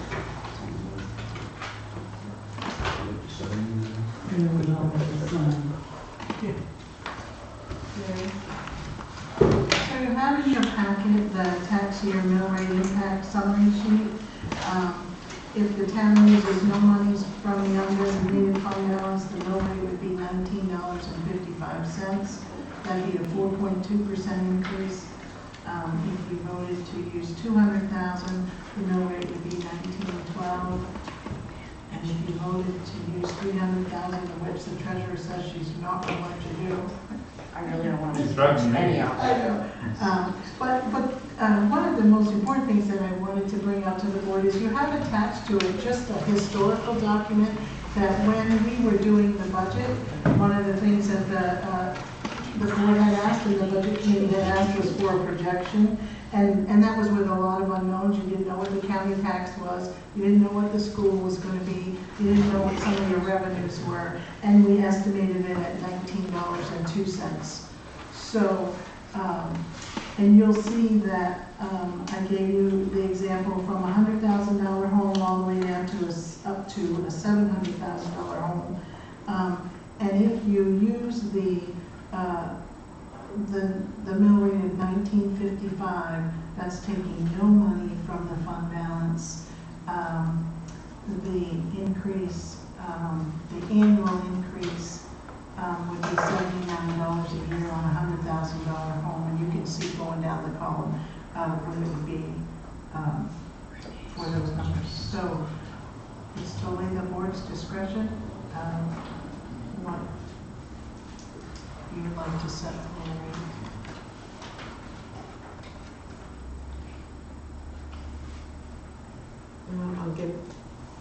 I'll give my opinion first, I guess. I don't want to take anything from fund balance, because I think we're going to need it. I don't think we ought to take the 300 and keep the taxes down less than 1%. Tax increase. No, You're gonna have nothing for fund balance next year to reduce it by. At least this year, you took $200,000 out of the reserves. But we're spending so much money that it just doesn't do any good. You're spending money for articles that the taxpayers voted on. Seems like it's not everybody that ends up paying for it. You know, and it's right, I mean, the taxpayers did vote for all the amenities, or whatever you want to call it. Bear in mind, we only had $500,000 in cash at June 30. Had Marion not talked with the superintendent and gotten them to agree for us not to pay them $500 and some thousand a month, that's $1 million in the last 2 months that we wouldn't have had sitting in our bank account. You pulled out $1 million out of the reserve funds, so that's $2 million that we added to our checking account. There's only $1 million in there right now. In terms of the schools, didn't we set it up that we pay bills as they come in now? They have agreed to that, present tentatively. But they had enough to cover July and August with school being shut down, with what money they had in their checkbook. This is the first warrant that they're cutting this week, that they're asking us for money to cover that. Which we have. Which we have enough to cover, assuming it's not $1 million. Right. I find it, and this is just from my own perspective, I find it difficult for a town of this size to have to be borrowing money. I mean, really, I should have had the TAN all in place before now. Because if the school had said, no, we want our money, and if we hadn't taken money from the reserves, we would have no money to be operating on right now. I find it cringeworthy, for the lack of a better word, that we're borrowing money already. Here it is, only 2 months in the year, and should have had it in place before now, because we continually take it. And I hear you that you're trying to keep the taxes down. I'm very sympathetic to that. Please don't think that I'm not. But I also know that we need to be able to keep afloat without borrowing ultimately, or with only minimal borrowing for short periods of time to keep the interest rate down. And it's not just the interest. We're going to be paying the attorneys for doing all of the work for the tax anticipation note that's going to be done. That's going to be a couple thousand at least. So it's not just the interest rate. Has our property value increased? Yes, we did pick up value this year, a little over $2 million. But you have to remember, you dumped $619,000 in there last year. So if you hadn't put that money in there, your mill rate would have been over 19 last year. Right. Because Valerie said today that $400,000 equates to a mill here. Yeah, it's 400, 485, something like that. It's less than 500,000 a year. So you dumped enough in there to decrease the mill rate by 1 mil last year. I'm glad we did. I agree. But you can't continue to do it, I guess is what I'm saying, Ben, unless you folks are going to use that reserve money every year to not do capital projects. You're gonna pull it out to reduce the tax base. Which is how we used to do it, when we raised the capital under the tax base. And it got switched around, but I was gonna suggest splitting the difference. If we took out 100,000, that would leave the increase around 3%. Correct, give or take. Take 100 from fund balance. So that would be 359 that would go to lowering the taxes. We already had 201 that came out of the reserves. We have the 58 that came out of the plan from last year. Those are already figured in these. Those are already figured in there, correct. So we'd just be adding another $100,000 out of fund balance if that's what the board chooses to do, which would decrease the increase. But it would leave the tax increase to the citizens around 3%, somewhere in that neighborhood.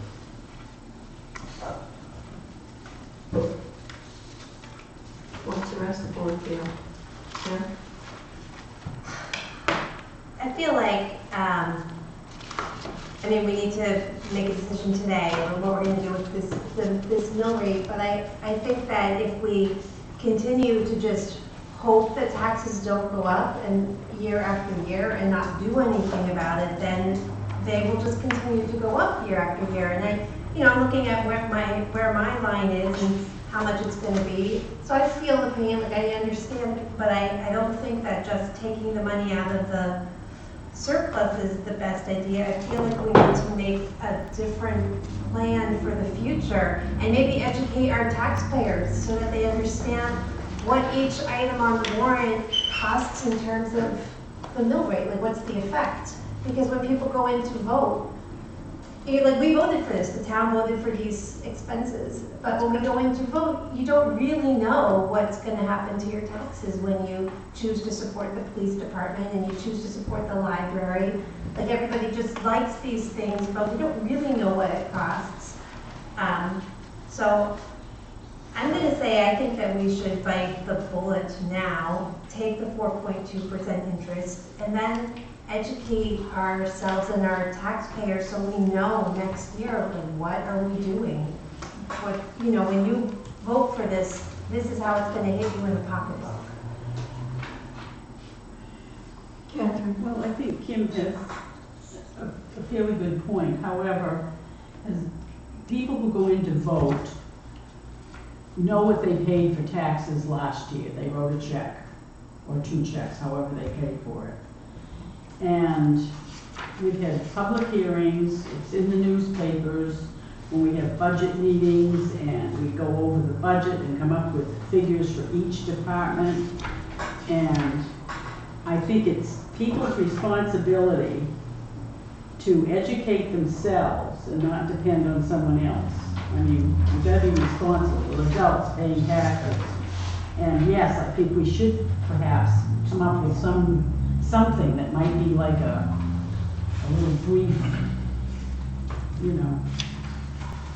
I'm not sure of the word I want to use, but for educational purposes, and get the newspapers to help us out with it, make it a press release.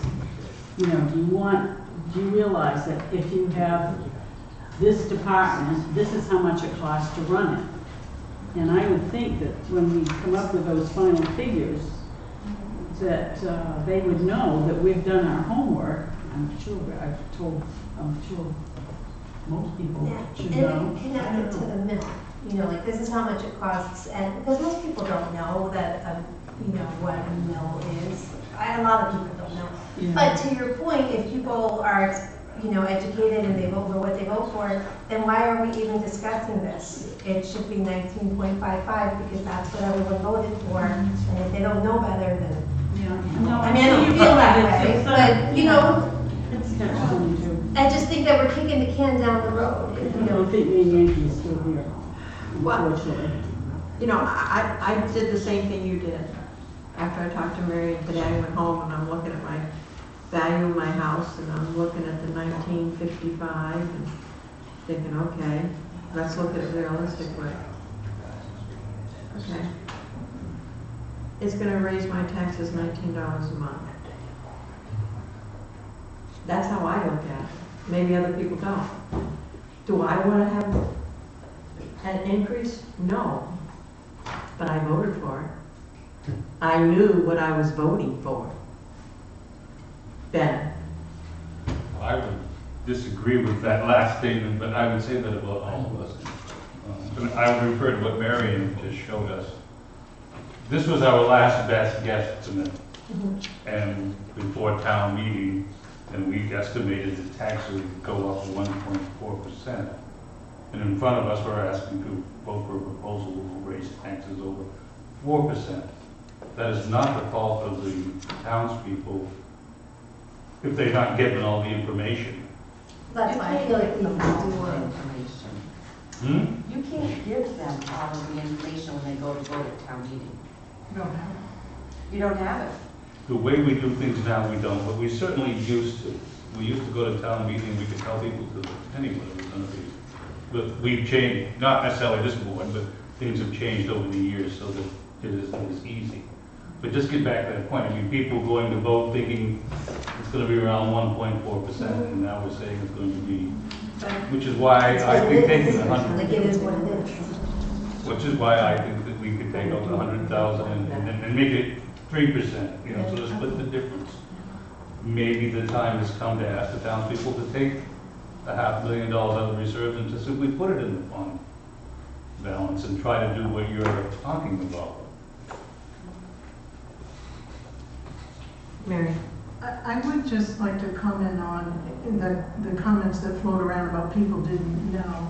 And I'm gonna go back to, I know there was a newspaper article that quoted Bob, who said several times at a meeting that we don't have the $619,000 for the fund balance. And that was one of his requests, that I produce a budget that had reduced the expenditures, and I did that.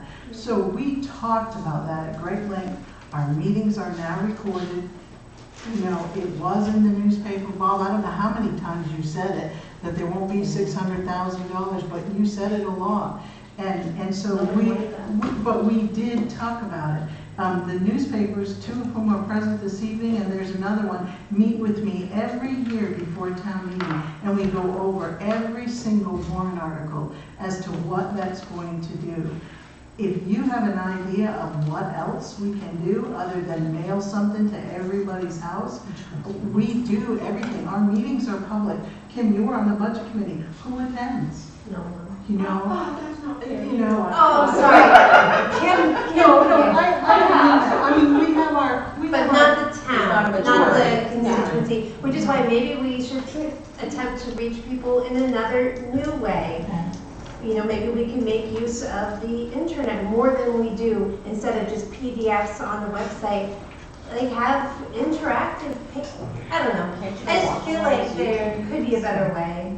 I agree, but at the moment, internet or not, we don't have the up-to-date information to give to the townspeople. And you have before you your options, so we certainly can come up with a plan for next year, but for right now, this is what you have before you. Yes, Bob? I thought it was really easy to see what was gonna happen when we finally got the sheet of paper. I think it's been obvious for a year. And I think a lot of the fault lies with the Board of Selectmen, because we're the ones that propose all this stuff. And every year I hear the same discussion, it's, oh, like, we gotta do something different, oh, next year will be different. And it never is, because nothing ever changes. When we prepare this budget, it got a lot of fluff in it. And the fluff just goes in every year. And it's gonna keep going in until somebody decides not to. So I thought this was a good year to do it. And Marion did propose some cuts, but Marion, you didn't defend any of them. So it was easy for the Board of Selectmen to just go along with the budget. And even the department heads come in and made them larger, and everyone was okay with it. I'm not okay with that. I don't think that's the way it should be done. But I'm not gonna waste any more time on it. It is a waste of time. Yeah. Yes, please. I want you to waste more time on it. I do, and I agree with you. We've only been here, this is our third tax year, and we've gone through this 3 times. We know we're gonna go through it again.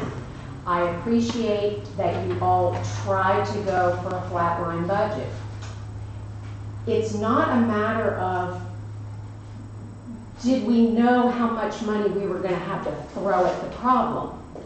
If you want the taxpayers to know or the voters to know what they are voting on, there was a number that was brought up here a number of months ago, and it was a number I have been wanting to know, and I pay attention. And that number is, how much do you have to spend to raise your taxes by a millage point? That's an important number to know, and you can put some, maybe, I don't know what the rules are, but maybe you can put something like that on the taxes.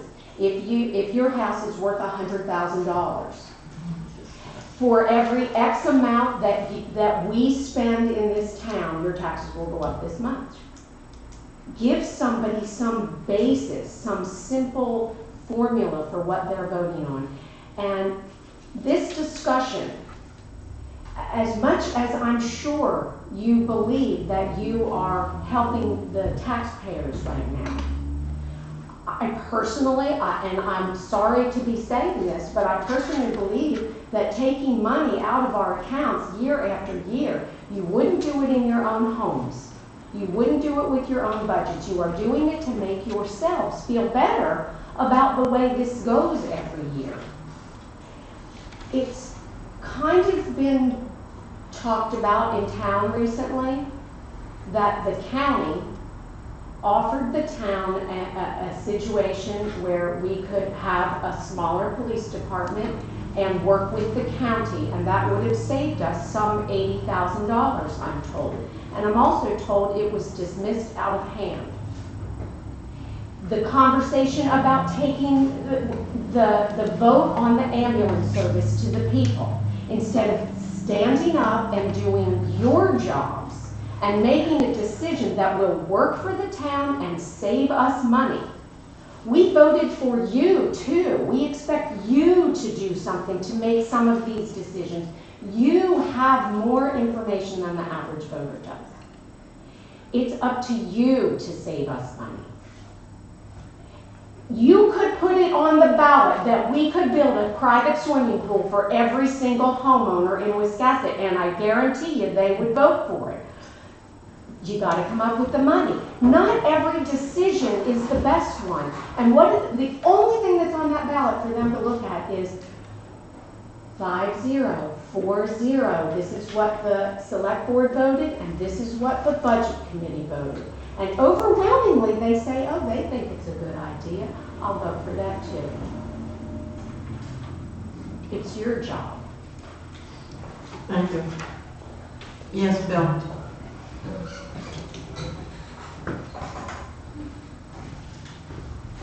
Well, I wasn't going to say anything, but when I sat in and just listened to her say what she said, I just made up my mind I had to say something. I was born in a house out here on 27, 75 years ago. I've been here my whole life. And I can tell you right now, my gut is feels just like it's empty. To see this town going the way it's going. And I can tell you right now, there are choices that you people can make, and you can make some cuts, because I've been around in this town my whole life, and I see places where there's a lot of saving, and you people are doing absolutely nothing about it. She just mentioned one. You had the chance to let the county take over the policing of this town, and you turned it down. That would have been a big saving. I mean, here we're paying, we're paying like $300 some odd thousand a year anyhow, and then we're paying $500,000 we work for a police department. I mean, that's ridiculous. There was a big savings there. There were all kinds of savings in this town if you people would get out there and open your eyes. Thank you, Bill. Okay, Okay, board, what are we doing?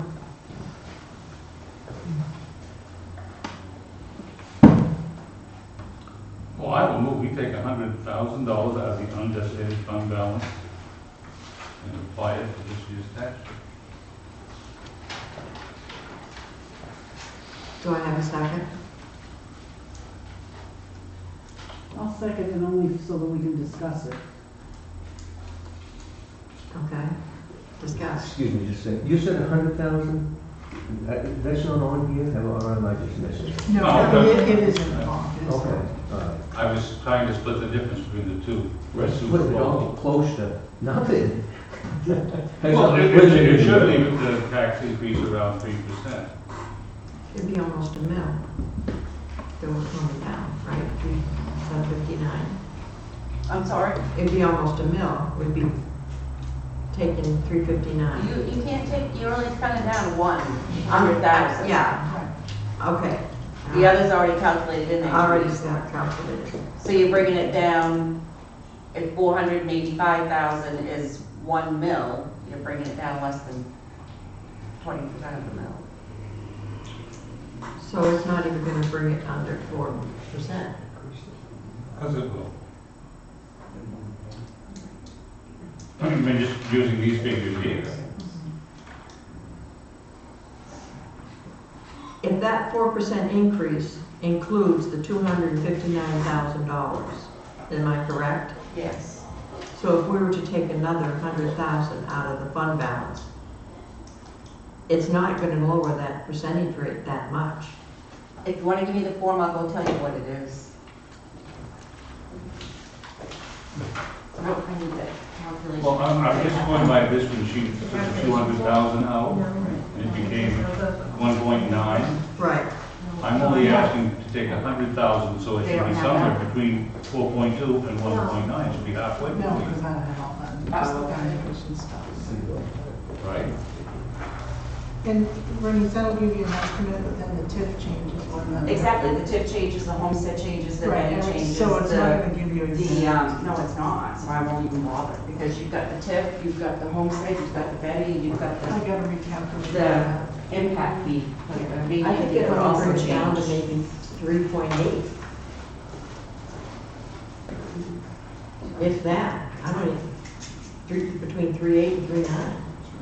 I don't think it's gonna bring it down where you think it's gonna bring it down. $100,000. Well, to put it another way, I'll be happy to whatever it lowers it. You know, I think, well, I mean, I hear what you're saying. A lot of people have a hard time paying the numbers that you're talking about. So do I. I have a big tax bill too. I mean, I don't wanna see my taxes go up either, but I'm also think we have to be fiscally vigilant, and what are we gonna do? Go down to $30,000 in our fund balance? I mean, come on. Last year, we took the whole of it. Well, There was $78,000 left when you guys got done last year. It's just like your home account. If you don't have the money, you can't spend it. We don't have that kind of money. Well, I'm used to living a lot closer to the edge because I have to pay so much to pay my taxes. Well, And my I don't taxes think are more taking than $200,000 out there. This isn't our home. I mean, this is not our personal business. This is the town. We're running a town here, we're not running our home, our personal business. Sorry, I don't think we should run it like a home. We need to pay our bills and take care of things and make sure we're shored up and. Well, town government to me is a business. I mean, that's how you have to look at it. It is a business. You've got money coming in, you've got money going out. It's just like your checkbook account. I don't want to keep it really, if I could, I don't have it. But I just don't think it should be right on the edge. And I think that we voted for this. I'll be honest, and I'll say it again. I am not for taking money out of the fund balance. We're gonna have to bite a bullet. Because I don't think taking that $100,000 is gonna lower that percentage rate that much. I think it's gonna bring it down to maybe 3.8, if that. $100,000 isn't gonna do nothing. No, you're gonna take more. Well, Just remember, none of you folks, whether you're running a business, you're running a home, you're running whatever you are running that has a budget and money. You don't start out the year with virtually nothing. We had $500,000 in the checkbook. We had $333,000 in fund balance. You're expecting the town to run from July 1st until taxes are committed, and you're gonna start getting that tax dollar in October 27th. July, August, September, most of October. You want the town to run for 4 months on $500,000. I certainly didn't say that. I said I was more than willing to take money out of the reserves to put into the fund balance if we needed to do that. That money was put in there back in the 70s and 80s and early 90s to be used in the future by the town of Wiscasset when they needed it. It's not there for any special projects whatsoever. Well, it funds quite a lot. But Yes, it does, and it has remained a good fund for 30 or 40 years. The townspeople have been very frugal And with their money. it's more prudent to keep it there, Ben, because it's generating more in interest there than what we're paying. We're paying 2.54% on a TAN versus what we'd be losing in investment income to pull that money out. That may be, but at some point we have to worry about the taxpayers. And we also have to worry about the taxpayers in 30 or 40 years from now. Like, God willing, I'll be one of them. I hope I do too, but I'm going to count. But, I think in that sense, the town has and continues to do a good job financially in terms of long-term planning. Okay, we have a motion from Ben to take $100,000 out of the designated fund. Are we ready to vote on that motion? All those in favor? Those opposed? Okay. I'll make a motion, we take 200,000 out of the fund balance. Do I have a second? I'll second it. All those in favor of 200,000? No. Those opposed? Oh. Well, I'll for the moment, but then it's... All right, I'll make a motion to take no money out of the fund balance. Second.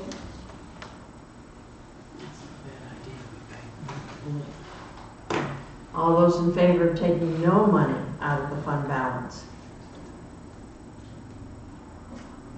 Those opposed? 3 to 2, we'll take no money out of fund balance. And we'll have a rate of 4.2 increase. And now we're going to be here tomorrow, and we're going to start working on getting the tax bills ready to go out. Very good, thank you. That way I can save my money between now and October. Okay, MMA workers' compensation dividend payment. Mary? So in your packet, you'll see a copy of a check for $7,559. The purpose for putting this in here, I just wanted to be sure that the board saw that the refund that the town has received on dividends for being a member of MMA. We pay around $5,100 for membership, so in effect, we're getting our membership for free. So there's no action required on this. I just wanted to share this. This came from our property and casualty insurance. So. Okay, town manager's report.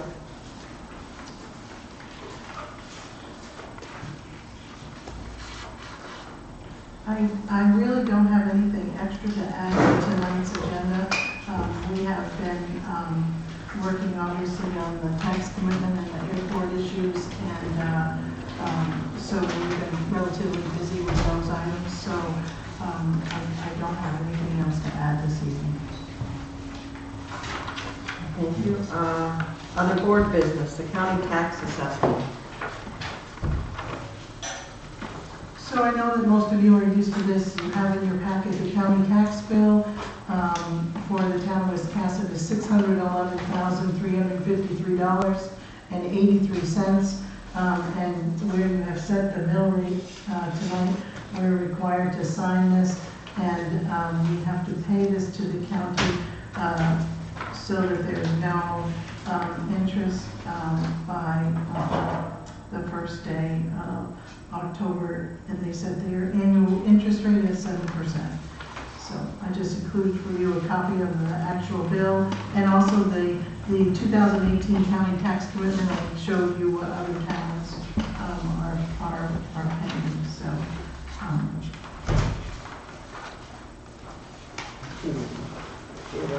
Not that we have a choice to not pay the county tax, but I want to share it with you. It does raise the question, at least twice tonight, you have said in putting the budget together, we didn't have the county figure. But this shows that, you know, it's available as of the 1st of May, so at least in terms of calculating things for the vote in July, the number is available. Right. We have, you know, you've participated in that process, so they have their budget. What we don't know is what the final number will be because of the valuations that change, Ben. That's what the unknown is for all the different towns. So we don't always know exactly what our number will be. But you are correct, they have their budget, and you've been a part of that process. Well, yes, and in reading this, it says that it's made on the 2nd of May. I don't see how I'm reading that wrong. Maybe I am. I don't.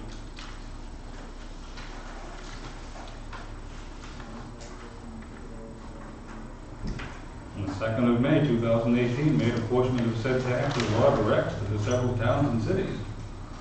Well, we do have it when we go to town meeting. Is that what you're talking about? No, we're doing our budget. Is that what you're talking about? The budget has been completed. What I said was we have that as far as calculating what we're going into town meeting with. Yes. We don't always have the assessed value though, which is the other big factor, because we gained $2 million in value this year, but I don't know that we knew that, Mary, until the last couple, 3 weeks ago, right? Correct. As far as trying to give a clear picture. Then again, taxes are based on what happens on April 1st. We could start pushing the assessors to come in here earlier to get their work done. You can get the assessors to do some of the work, but still some of your transfers won't come through as far as if there's been any splits or that, because that's going to change your living value if there's been splits. I believe the commissioners have everything over here by the end of April. They don't hang things out there for month after month. We have to go online and get them, and some people don't record everything in a timely manner. That's part of the reason why there's a holdup. You go with what is recorded on the April 1st. I agree. Okay, well, I'm not quite agreeing with where you're going with that. I mean, I've listened to Sue Batney many, many years talk about taxes and all of that. Okay, is there any other board business? Catherine? Just one quick thing. There is going to be formed or has formed a downtown committee for business people to join forces and come up with how to live with the MDOT project while it's in progress. And Mary Ellen Barnes at the Cleveland County Planning and is kind of setting everything up. And I just wanted to let you know that that's what it is. The board does not have to participate or anything. Do not have to assign another or appoint another committee. They've already done it. And I did volunteer myself to join them so I can make reports back to you. Yeah. Because we want the downtown to survive. Mary just handed me the email. I haven't Yeah, responded. I've got one. I've got a copy if you want. If anybody wants it, I can give it. Just so people know that it's going to be held at Sarah's Cafe, Friday, September 14th from 9 a.m. 8 a.m. to 9:30. That's for anyone who wants to volunteer. Anyone who's interested to go. So I have copies of that email if anybody wants them. Thank you. That's it. I just wanted to comment, the folks in the audience brought up some things. Personally, I thought we should have talked to the sheriff because he offered, and I would have been glad to hear what he had to say. And I wouldn't have a problem at all with your contract with an ambulance service to provide a perfectly good service and maybe a little less money. And I wish this board would have the guts to make those kind of changes, but I did want to say that here a week or so ago, one of my family members got bitten by a dog. And I called the sheriff's department because I know we're contracted with the sheriff's department for animal control. And I know a little something about animal control. I was really, really impressed with the service. That a really knowledgeable person called back within minutes and was all over it. And we didn't even vote to go with that service. It just happened. And it seems to be working just fine. But I guarantee you that you will find 15 or 20 taxpayers that even know about that. Because it happens, and it happens. Thank you, Bob. Anybody, other board members have anything? Yes, we did pass a motion regarding the ambulance service and looking into things. Where are we at with that? Mary? We are still meeting with the EMTs that work for the EMS department. And if the board wants, I can put it on the agenda for the next meeting for you to make a decision about which way you want to go. I know if you read the EMS department's report, that's one of the things that they mentioned in there, is their difficulty in getting help is because of the instability. So I think a decision would be helpful. I will tell you up to this point, those members that I have talked to, that they're really kind of split on it. I've asked them to give me a reason why it wouldn't be a good fit for the town, and what they would like to see done differently. And as I've shared with you before, 5 of our key team members that are in leadership positions over there already work for that other agency. Well, at one point, another agency wanted to talk to us. Yeah, and I reached out to them, and I haven't gotten a clear answer, Bob. I don't know that they might be reconsidering because of how busy they are. I would just like to point out that the only members of the public, except for a couple of people here tonight, really, who have come to meetings to talk about the issues with both police and EMS, have been here to support Wiscasset Police and Wiscasset EMS. So, and that's what I'm hearing. And also it's supported by the voters. So I don't want to just say, well, you know what, we're going to save this $50,000 here or this $100,000 there because a couple of people in the room think it's a good idea and it's going to save me $20 a month on my taxes, when the lion's share of the folks in town vote to have these services, and the people that come here to express an opinion about the services support them. So who wants to get rid of EMS besides a couple of people here? But they're not here, like they don't write letters to the paper, they don't come to our meetings. Why wouldn't it go to the townspeople before it even?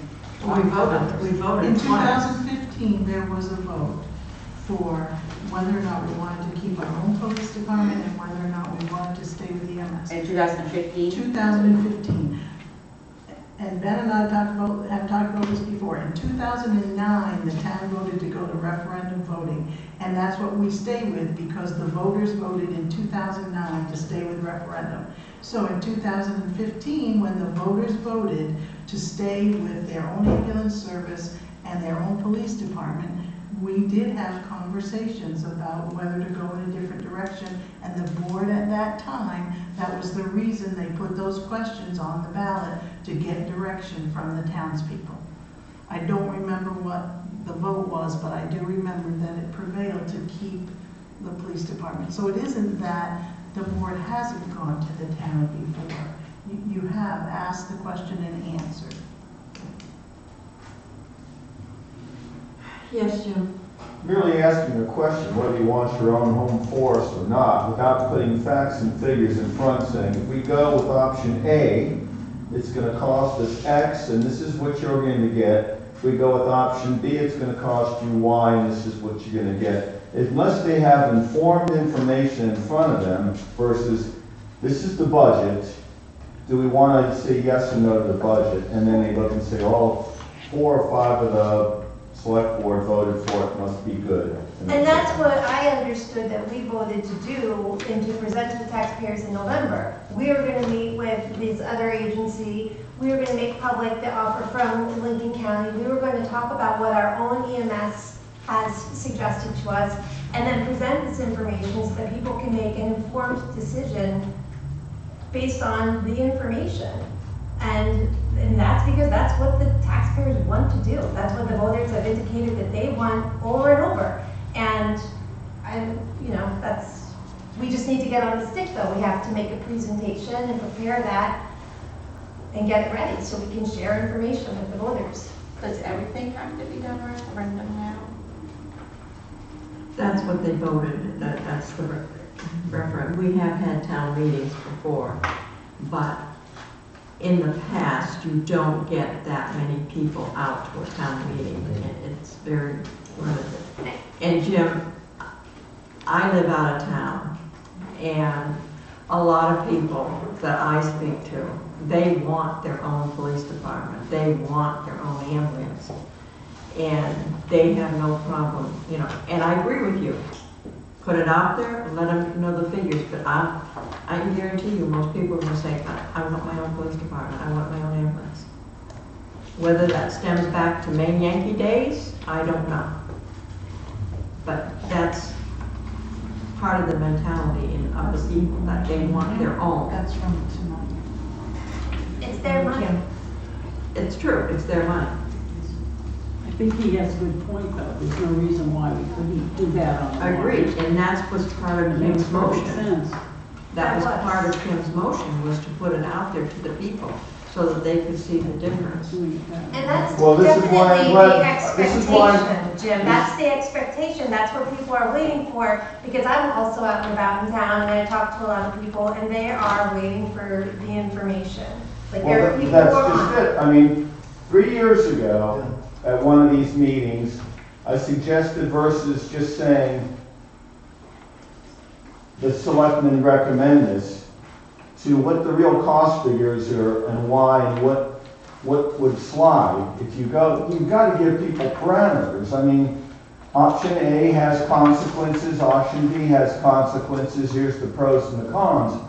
People are not making informed votes. They're going by tradition. We've always had a police department, well, that's great, but something's got to give in this town. And I'm glad the three of you agreed not to do the bailout this time. I'm not happy that my tax rate's going to be going up. I'm sure none of you are. No. But until people realize that we've been subsidizing to keep this rate increases, the increased cost of this town's expenditures, I think serious belt tightening really needs to happen. We need to do some serious long-term and short-term budgetary planning. And just a little caveat. I sat here earlier this spring and summer and watched one by one people at the pier getting their permits, their leases renewed. And when I saw the sums that you were renewing these for, if that pier collapsed, the maintenance on that pier is not even covered by what we are getting in the leases. When I saw how cheap leases were, there's like, I'd like to build a shack and move my business there because it's a heck of a lot cheaper to operate. You've got to do some studies about what others are charging for similar services. We've got price structures that are probably 40 years out of date in some of these things. I think what Jim's saying is we need to look at increasing revenue as well as belt tightening, because Absolutely. we can't just cut enough to make the difference. We have to increase revenue. We have to increase property values. We have to do it without a planner, because the taxpayers did not want a planner. So that means that, and I've brought this up before at meetings, and it just kind of quietly passed by. I feel frustrated that we can talk for 30 minutes about whether a department head can decide if he needs a piece of equipment or not, but we can't talk for 5 minutes about planning for the future. And then we get upset when the taxes go up. We have to just make time and do this work. I think it's really important, or nothing will change. Correct me if I'm wrong, but isn't there a situation where we've never finished the assessments of real estate properties, say in the historic area?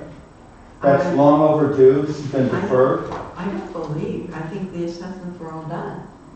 I believe that, I could have sworn there was discussion 2 years ago that they'd never been completed. Is that correct, Marion? The town paid, prior to somebody being on the board and including myself, the town paid for someone to come in and do an analysis of the downtown values. And my understanding is that it was brought to the then sitting board and the board did not accept it. So then it just dropped. So that is what I know about it. That was one of the things Sue Varney told me about, that you paid money to have that analysis done, and I can't speak to the details of it, but you are correct. So they're wildly out of date. They're wildly out of date. Well, the entire town Yes. Right. is.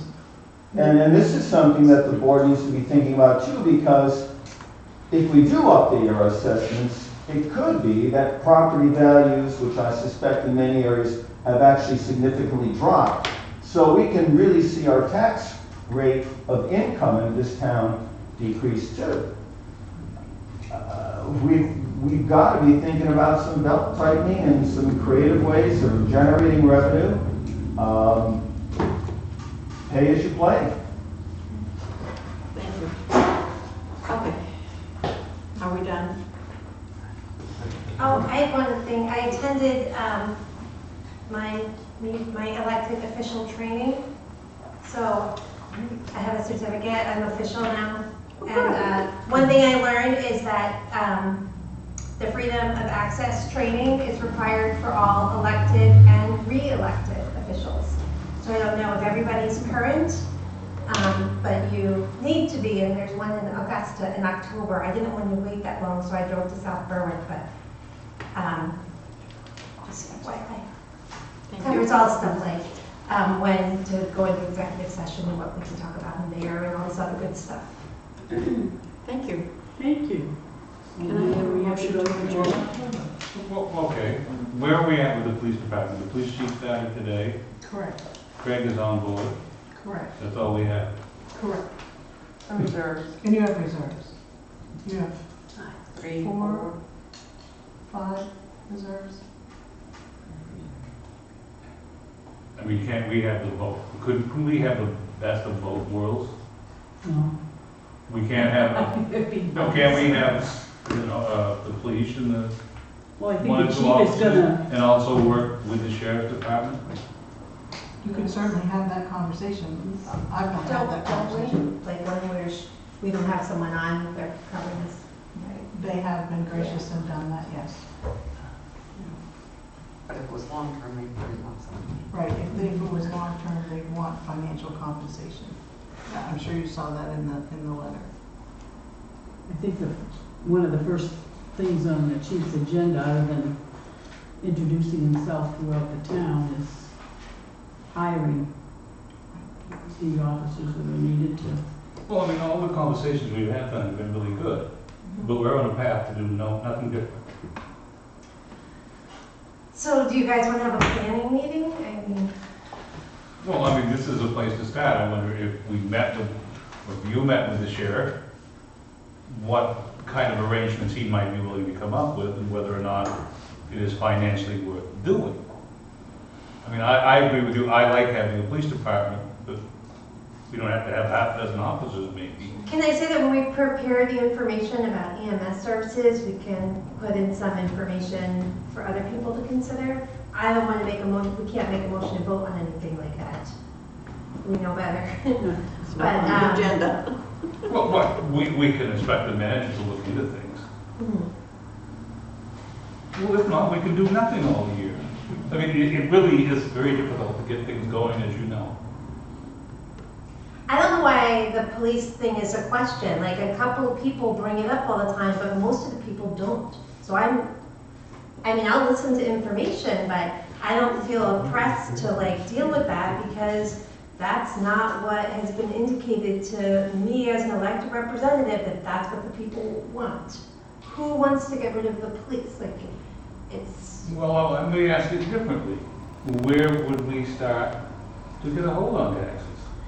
I think that we've made the first step talking with our school department because that's where there's low-hanging fruit, right? If we can work closely with the school department, they had a big carryover that they were able to apply into their budget, but if Bernice is working with our new superintendent and it can look at the whole picture instead of she sees 50% and they see 50%, there's low-hanging fruit right there, I think that we can find. Instead of the school department being like, well, we have $700,000 in carryover, so let's apply $600,000 to, improve this thing at school. There might be a need that's more pressing at the town, and if they're working together and playing like they're on the same team, then that could benefit us all. That would be one starting place.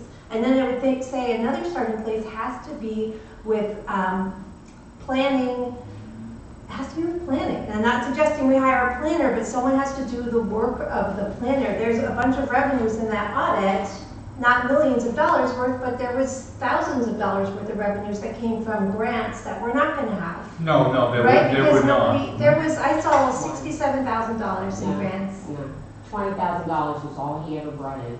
Okay, I'm not talking about the planner, I'm talking about the revenue in this audit document that is in my file that I read tonight.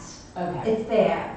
And if we don't have people writing grants for us, then we're not gonna get that revenue. So we need to think about that. And let's be creative, maybe we get some kid from Bowdoin College at the McKean Center for the Common Good to come in on an internship and generate some revenue for us. Someone who wants to prove that they can write a grant for a municipality and they'll come and do it and they'll get credits for school. Like, that's something that we could do. We just have to call up the McKean Center for the Common Good and ask, see. And if it's not them, then maybe there's somebody at Colby or, we sit here in the middle of the Main Coast and we're surrounded by some of the top colleges and universities in the country.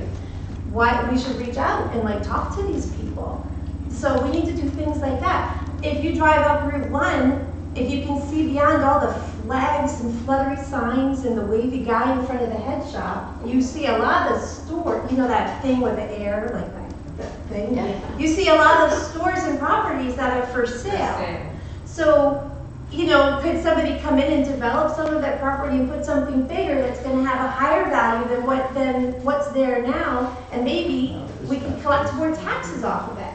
And maybe we could get the guy from Monkey See, Monkey Do to build a water park, and then that would reduce everybody's, water bill in town. And that might not help with their property taxes, but it might help with their water bill. There are so many ideas, and if we sit here just arguing about the trees, we never get a chance to look at the forest. That's what I'm saying. And it's going to take hard work, and it's going to take more time than sitting in public meeting. I think it's going to require committee work and energy and enthusiasm, and I'm ready. I will jump in. This is why I want us to look at our comprehensive plan. It's 12 years old, and I don't think it's fine because we don't follow it, we're not true to it, so that means people don't own it. We have to create a plan that people have ownership of, and that's not easy, but that's what I'm saying, Ben. And I could go on, but I'm not gonna. Well, right now. I'd go back to the beginning. I don't see the schools as any low-hanging fruit. They may help with the finances a little bit. They're not gonna take the money they got sitting on and give it back to the town. No, but they may help with the finances a little bit, and that's a place where we can start. Well, they never have. And Ben, we can go round and round, but as long as I've lived in our town, I've never seen our school board and our select board get together. We've talked about it, we never have a meeting. I invited everyone to sit on that float, and that was pleasant, and we need to take the next step. We have to work together. And I'm willing to take the next step. I'll stay till midnight. As long as you want to talk to anybody, I am more than willing to. It doesn't have to be adversarial, we're working together. And I like that. I think we are working together. I don't see anything adversarial, it's debate, discussion. Okay, are we done over there? Well, hey, we only meet once every 2 weeks. It's hard to get anything done at that rate. Somebody wanted an early meeting.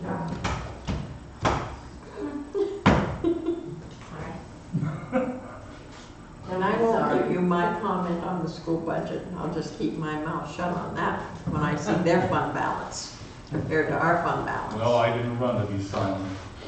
I just feel like we have to quit thinking in terms of them and us. It can't be them and us. I can't afford it, and my kids can't afford it. We gotta think. I personally need to plan 10, 20, 30 years down the road, and we have to work together. And now I'm all done. Off my soapbox. Well, I will say one thing when it comes to comparing the town budget and the school budget. Bob says that our budget is overinflated. Well, when I look at the fund balance at the school, they're really overinflated. When you've got $1.1 million sitting in your fund balance, you got a problem. You know what? I work there, and so, this year, like when I first came to Wiscasset, and the school budget, every year it would get voted down, and it was a big meeting, and people were like, no, the school's spending too much money, and that just went away. And I don't know, our budgets haven't been voted down in years, and I'm not suggesting that we go out and vote them down. I'm telling you, it's really nice. Like, we actually have working lights and windows for a change, and I was the chair of PI, Partners in Education, and we used to literally fund textbooks and supplies for in the classroom, and now we get to fund things like the Mad Science Guy comes and gives the kids some enrichment activities because the taxpayers are funding what the children need to go to school. Like, there was a period of time where it was so tight and the state kept cutting subsidy year after year, and the taxpayers were not picking up the difference, and it was painful over there. And we have the lowest paid ed techs and the lowest paid substitutes. You know, and that's changed. Like, our schools are very well supported, and go walk through tomorrow. It's amazing. It is so nice in there right now. And the kids actually feel like the town cares about them and supports them because the lights work. It's Well, like that's little not things. my issue. My issue is, when you take a look at budgets, Yeah. that is my issue. That they sit there and they have that amount of money in their fund balance, and they do not take that money to help lower their budget, to help with the taxes. So they're sitting there with $1.1 million, and we know it because we've seen their audit. And we're sitting here with $333,000. But is it because we as the board have taken out of that fund balance to reduce the taxes, whereas they've been prudent and saying that they need to keep a fund balance? Because any superintendent will tell you that's what you need to do, and it sounds like that's what our treasurer is telling us that I we agree, need to do. but the burden of the tax and the mill rate is on us. And that's what we do to try and keep it down. And that's why it would be good if Bernice is working with Terry, the new superintendent, like, to talk and say, like, this is where we're at. Because I don't think that that's been happening. That hasn't been happening since I lived here. There hasn't been a positive relationship between the school department and the select board. And it would be useful if there was. The relationship between the selectmen and the school board is the best it's been in years, Yeah. right now. And we can keep working with that, right? Like, I think we're just saying things over and over. Judy? Yes. Just to comment on what you said, I want to make sure I'm not misquoting here, but I've never considered the school as an enemy. They just over budget better than we do. But I if you agree look with at you. the audit figures we just got, our budget is $5 million, theirs is $6 million. And that is so out of sync with any other community in Maine that that would raise a red flag anywhere. We're spending $5 million and the school is spending $6 million. And traditionally, it's between 70 and 80% of your budget is education. Where are you getting that number from? It was on the commitment page. How much for education? How much? Where? Oh. You gotta remember that commitment page, that's not the total school budget. That's what the town gave them. That's not the money they get from the state. Whatever, but if you No, look it's at not what, whatever, because you're not comparing the right numbers. if I compare what this town raises for schools and what Booth Bay raises for schools, and look at the percentage, we're raising a much higher percentage. But Traditionally what are in they Maine, getting for other revenue? it doesn't matter, I'm talking about the tax It commitment. does matter. Well, I actually think that without looking at the Maine 279, I would hesitate for us to say that. That might not be accurate. And we can look at the numbers online, we don't have to guess. We can see what every town is putting into every single school department and where they're getting all of their other revenues from. I could just email it to you. You Well, can I have it don't tomorrow. do that, I just ask somebody from Booth Bay, and they Well, I'll tell me. snail mail it to you. I mean, it's Edgecombe, or any available. place like that, and traditionally in Maine, Well, I get just tax bills studied from the several other 279 towns, and they break the amount for education and the amount for municipal services down right on them tax bills, and the amount for county taxes. And I'll tell you, on my Wiscasset tax bill, which I'm not gonna enjoy getting, it's gonna be the highest percentage of any tax bill that I get is gonna be for municipal services in Wiscasset. Yeah. Well, this is true, how can you I mean, argue with it? I don't have any of the, I can't discuss with you because I don't know what the other tax, I would have to go and look and like study up on all of them, so I'll take you for your word, but there's probably more to it. I think we do a nice job here. Okay, are we done? This has been fun. I have a motion to adjourn. So moved. All those in favor? 5-0. Thank you.